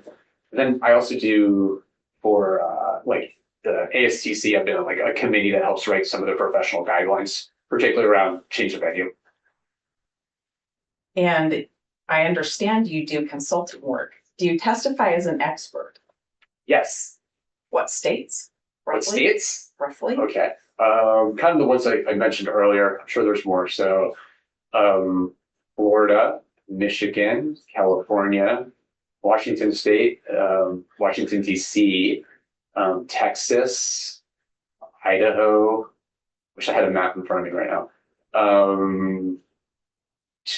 Tennessee, Georgia, Minnesota, and I'm sure there's others, but it's been a long time, so I've done a bunch of them. I probably have done over 100 that I've been retained on for in some capacity related to pretrial publicity in both state and federal cases. I heard you mention Idaho. You've testified as an expert in Idaho, is that right? I have. How about in this case? Have you testified before in this case? In this case, Yes. I did. All right. Yes. Last time we were here, we were talking about a survey that was in progress. Yes. So have you now completed your survey? Yes. So I completed the survey in Latah County and then conducted several comparison surveys after that hearing in Ada County, Bannock County, and Canyon County. Before we get to all of those, I'm going to start a PowerPoint presentation that you've provided for us today, so you can walk me through the process of what you do and how that works. Give me just one moment. Sure. I'm going to flip this over then.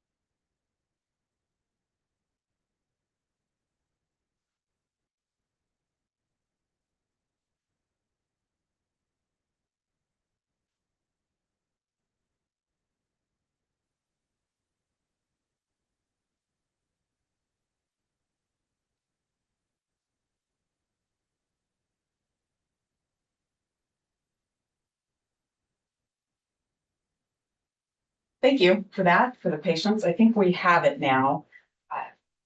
Will you give us a or an overview of what we're going to talk about today? Yes. So the presentation is broken down into 3 parts. So the first part is just kind of a cursory review of some of the social science research, some of the basic general research, foundational research, and then research specific to pretrial publicity and juror decision making. And then to get into the actual change of venue analysis, which focuses on the media coverage, so the extent and nature of the coverage, and in addition to whether or not that coverage has had any impact on the jury pool. So that really gets into the survey. And the last part gets into the unique challenges that cases like this pose when we talk about jury selection. So is what you're an effective remedy in cases like this, when there's been a lot of media coverage and people have a lot of knowledge about the case. I heard you say cases like this. What do you mean?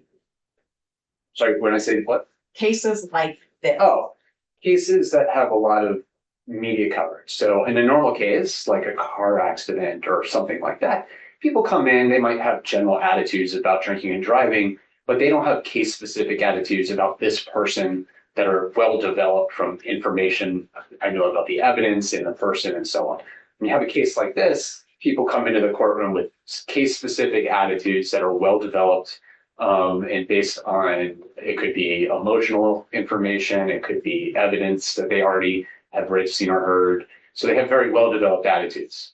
So that's a unique thing because they're no longer blank slates when they're hearing evidence. They're confirming what they already know, as opposed to jurors who don't know anything and are learning and building attitudes and knowledge structures as they go.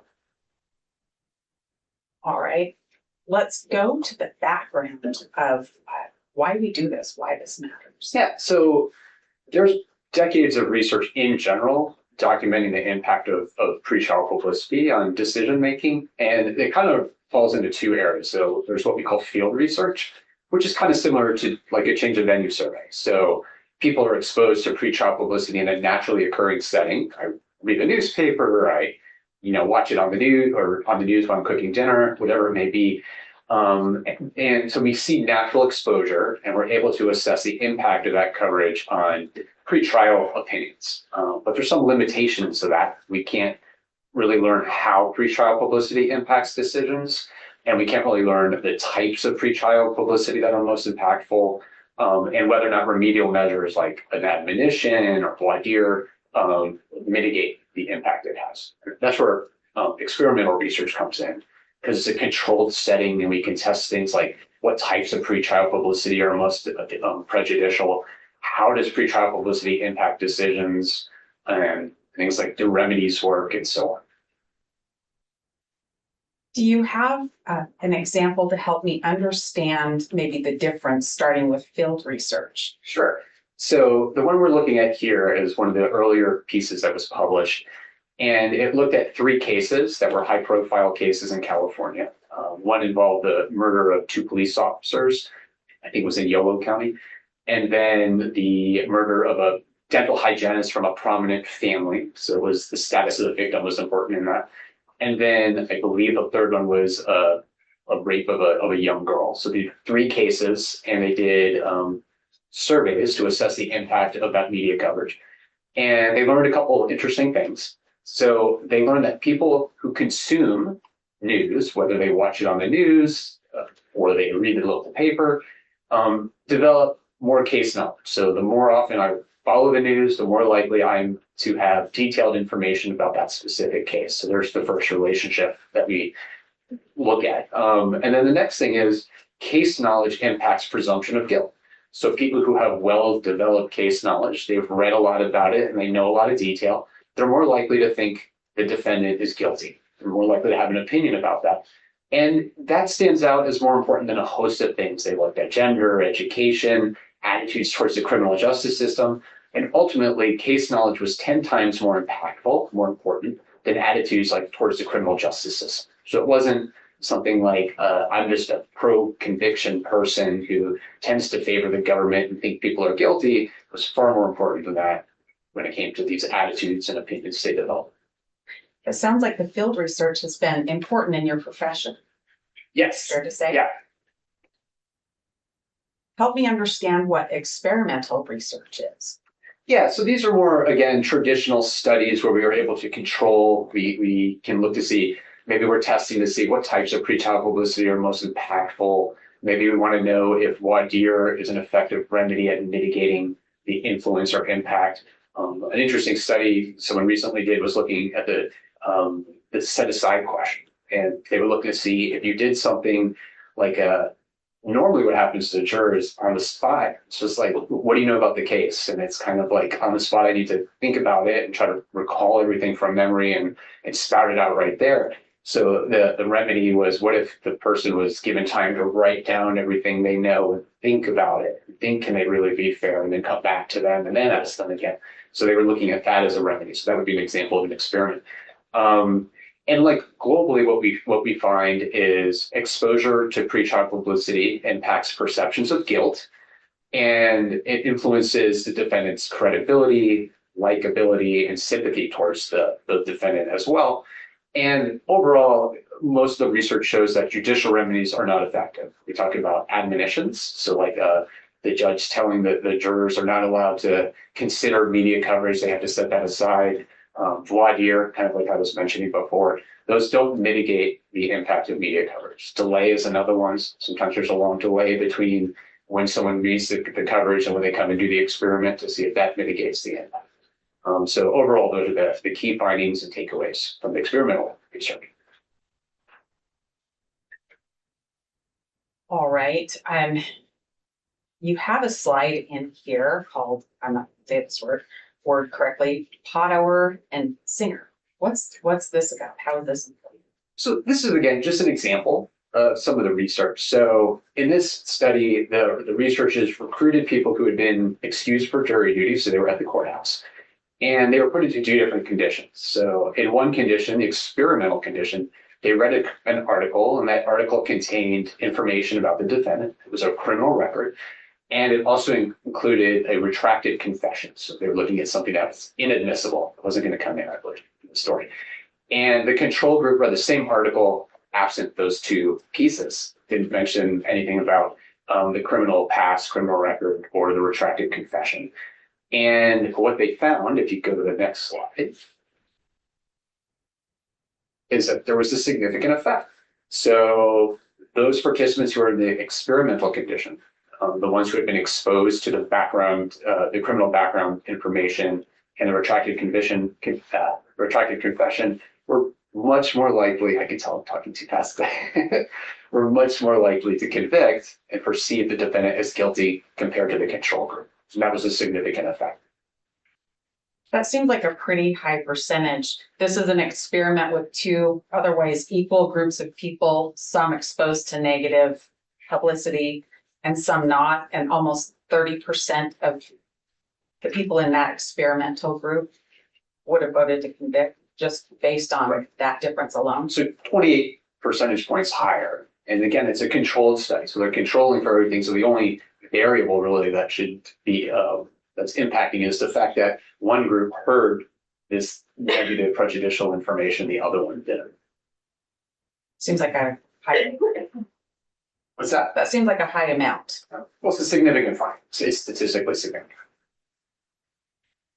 All right, let's talk about pretrial publicity. Okay. How does it impact information that you might get in trial? Yeah, so we already heard about this a bit in terms of this selective process for filtering information. So the one that really is significant for me that stands out is the belief perseverance research. I'll tell you why. And like it was mentioned, so a common study would be someone would read an essay. For example, it might be an article about why risk-taking makes you a good firefighter, and people who are cautious that's not a good characteristic. And then someone else might read the exact opposite, where implying that cautious people are better firefighters than risk takers. And then they're asked to write an essay, and whichever one they read, they're more likely to write to support or write an essay that's consistent with what they read. And then later, when they're confronted with information that disconfirms whatever they had read and written, they're resistant to change. So we see that in our everyday lives quite a bit. And the thing that really is significant to think about is jurors who come in as a blank slate in a normal case, who haven't been exposed to media coverage, have no opinions or attitudes that are specific about the defendant, about the evidence, about guilt. And they're just processing evidence in a controlled setting through direct examination and cross-examination. The rules of evidence apply. So they're learning and they're developing opinions. They're considering the evidence for the first time. That's the ideal situation. In a high-profile case where jurors have been exposed to a lot of coverage and they end up serving, they already have well-developed attitudes about the defendant. So opinions of the defendant. They have well-developed attitudes about guilt, for example. And they have case knowledge that they've already been exposed to, not in a controlled setting. So maybe it's information in this case about cell tower data, or information about a vehicle being seen on video, or what the results of DNA tests are. And it's not under a controlled setting of direct examination and cross-examination, and another expert from the defense side where they weigh all that. It's in the context of a news story. There's editorial, there's public personalities, it's Nancy Grace, there's all this sensationalism around it. So they're being exposed to all that, but they're also getting the information, the evidence within that context that they're going to hear at trial. So when they hear that information, it's not new, and they're not considering it and weighing it as a blank slate. What they're doing is just activating the beliefs and the knowledge structures they have, and it's just confirming what they already know. So one side is just giving you the information you already have, which strengthens it, and it makes that information more accessible in memory and so on. And then the other side is giving information that is attempting to disconfirm what I already know and believe, and it's scrutinized in a very different way. They're much more likely to reject it. They're much less likely to attend to it, to store it in long-term memory, and it's really shifting the burden. So now the burden, whether intentional or not, is shifted on the defendant to change that juror's mind. And that's what we see when we talk about a filter, like our knowledge is, our impressions serve as a filter for processing new information. So it's really important to think about putting yourself in the shoes of the juror and what the task is and what that's like when you already have all this information compared to a jury who doesn't have any of that information. Sounds like a tough road that can be created by a lot of media exposure. Can be. Can you tell us about any studies you know about how evidence might be evaluated? Yeah, so this is just an example again. So in this particular piece, the researchers were looking at something called pre-decisional distortion. It's kind of like disconfirmation bias. So people were exposed to negative pretrial publicity or positive pretrial publicity about the defendant. And then there was delay. So I think it was like 5 days or something like that. And they watched a murder trial where a husband was accused of murdering his wife. And it was intentionally balanced. So it was kind of like a 50-50 split of guilty, not guilty.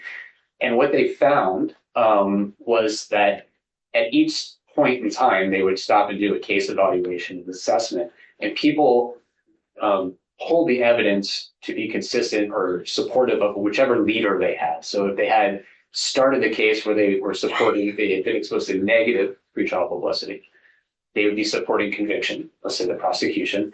So they didn't look at that evidence just for the probative value, but it anchored closer to it supports conviction. It's consistent with the belief I already have. And it was consistent like that throughout the entire study versus those who maybe had seen neutral pretrial publicity. You didn't see that. So people were more likely to consider the evidence primarily for the probative value.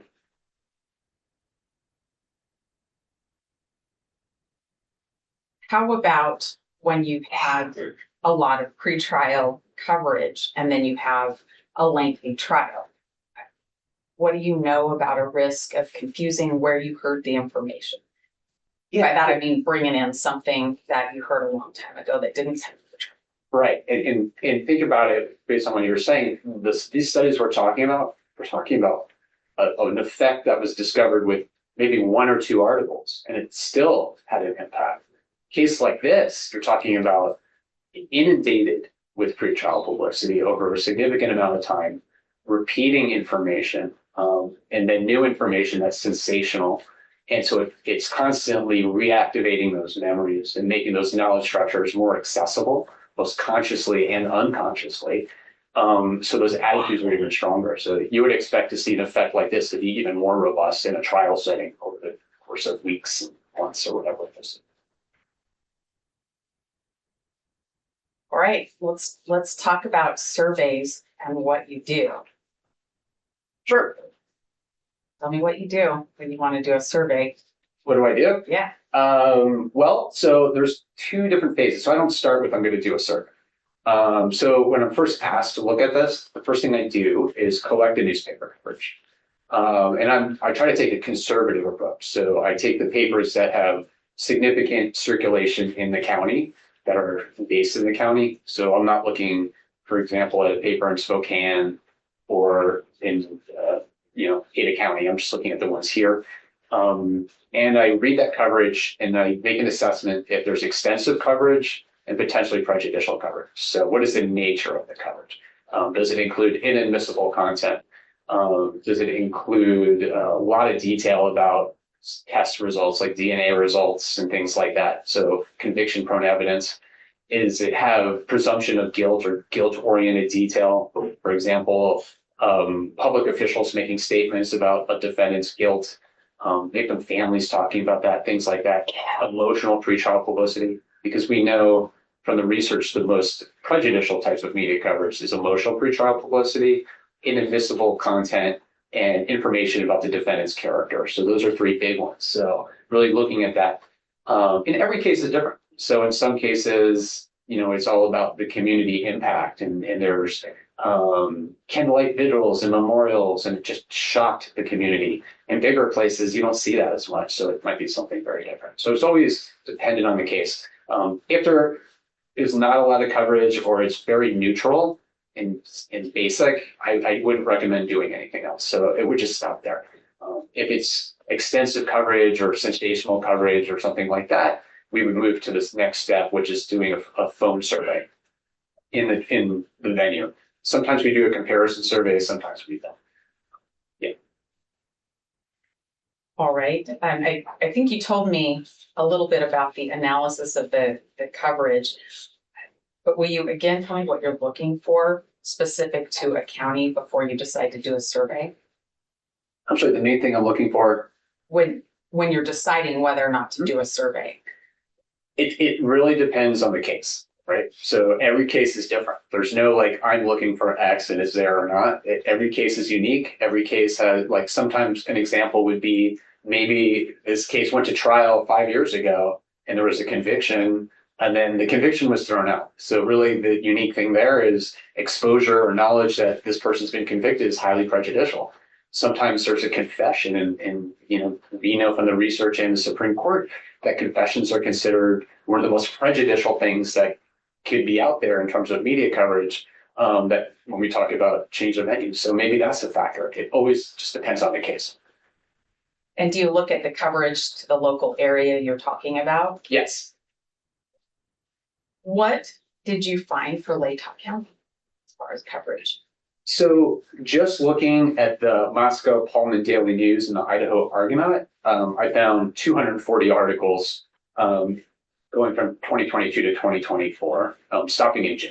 So I don't know what's been published since in terms of collecting the coverage. So that's the extent of the coverage in those two papers. I believe I also provided the Lewiston Daily, I think it is, or the Tribune, is that right? As well, because in the survey, a lot of people mentioned they read that paper. So I put that in there as well and turned that over. And I think that was another 200 articles or something like that. Do you know the total number of newspaper articles you collected from those three papers between the dates of November 13th, 2022 and June? Yeah, so approximately 441. Now you've provided this chart and you have Mr. Kohberger's name highlighted at the bottom of this. What's significant about this chart that you've presented? So one of the tricky things is always what is a lot of coverage. So there's no decision that I'm aware of where it says if you have X number of articles, that's considered sufficient for a change of venue. So what I did was I pulled cases where the population or the county where the case was initially venue were between 27,500 and 62,000. And I did that because we fall somewhere in there. We're at like 32,500, I believe, 18 or over here. So I was just trying to look for a range of cases to get a decent sample size and look to see how many articles were published in those cases and what the median was. So it's not impacted by extremes. And what I found was these 16 cases that fall within that range. And the median number of articles in those 16 cases was 85. And in those 16, there were 12 change of venues granted in that case. And if you look at those which had more than 80 articles, should be 85 median, it's 78%. And Kohberger would fall at the bottom right now because he's at 444. And I think, is it Daybell would have been, I think there was approximately 200 and change in that one. I know that one was recently moved to Ada County. And these are articles from the 3 newspapers only, not talking about any other source of media coverage. Just the 3 papers. Okay. Let's talk about how much media coverage there is. It's not just these 3 newspapers, is that right? Right. So I did an analysis of the coverage that's in the declaration, which is more of a qualitative analysis. So I'm not going to go through that because that would be pretty laborious. So what I have here is looking at kind of consistent, some of the television coverage and some of the information that's been spread through more informal channels, such as social media. What did you find? Yes. So again, like this is really looking at what people are seeing on social media and through informal communication networks. And the reason I did that is because it's a small county, and in small counties, people talk. So people are more likely to know, rumors and speculation because people know the victims, they know the defendant, or someone's worked with somebody who knows the defendant or victim. So from my experience, you have a lot of information disseminated through informal communication channels and through social media in high profile cases. Did you find that in this case? I did. There was quite a bit. What are we seeing on this slide? So this is just an example. I went on Facebook and just did one search, which was just the search term was Moscow murders to see what would come up. And this is what we would call a results page, essentially. So if you hit play, you can see the extent of content that's out there from groups that are just talking about this case and sharing information and discussing what they think happened, and videos and posts, which may include anything from influencers and podcasters to sharing traditional news stories through local newspapers or television stories. But there's quite a bit. And again, this is just one search.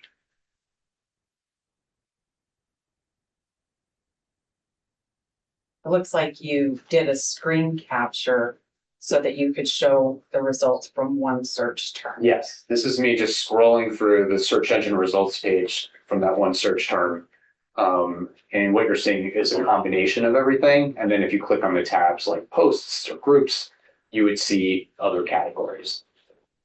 What's remarkable is the number of groups that have been created discussing this case. Some of them local, some of them national, with, some of them have hundreds or thousands of members, others have hundreds of thousands of members. So this case has captured the public's attention.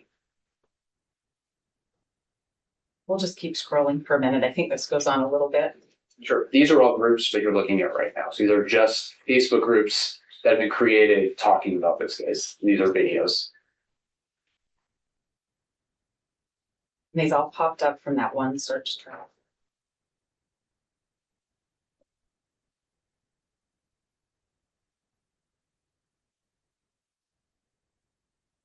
I don't think we need to advertise all these, honestly.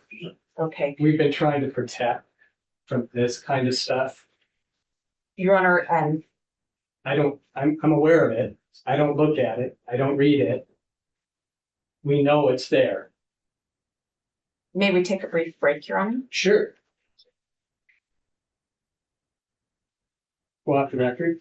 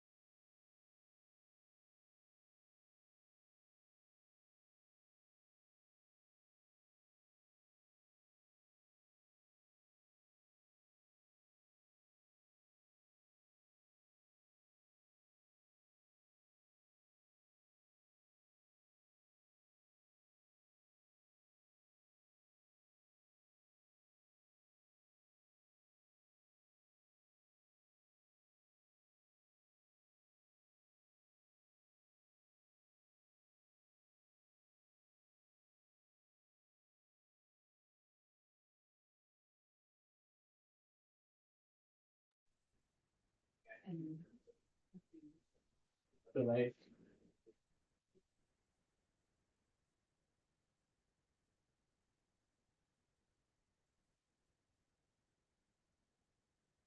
All right,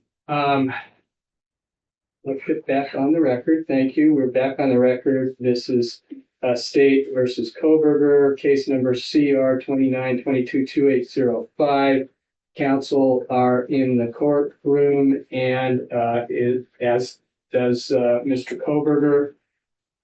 We had a certain break here so that we could discuss about what we want to send out to the public. But we also have to make a record on that. So what we're going to do is we're going to take a break.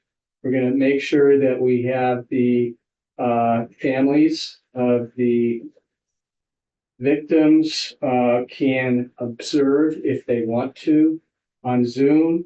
Some are here. And we're going to come back at 1:30. Did I say that right, Ms. Taylor? Yes, You Your can Honor. correct me if you need to. Yes, and I believe that the court will not be live streaming about the first 15 minutes after our lunch recess, and then live stream will pick back up.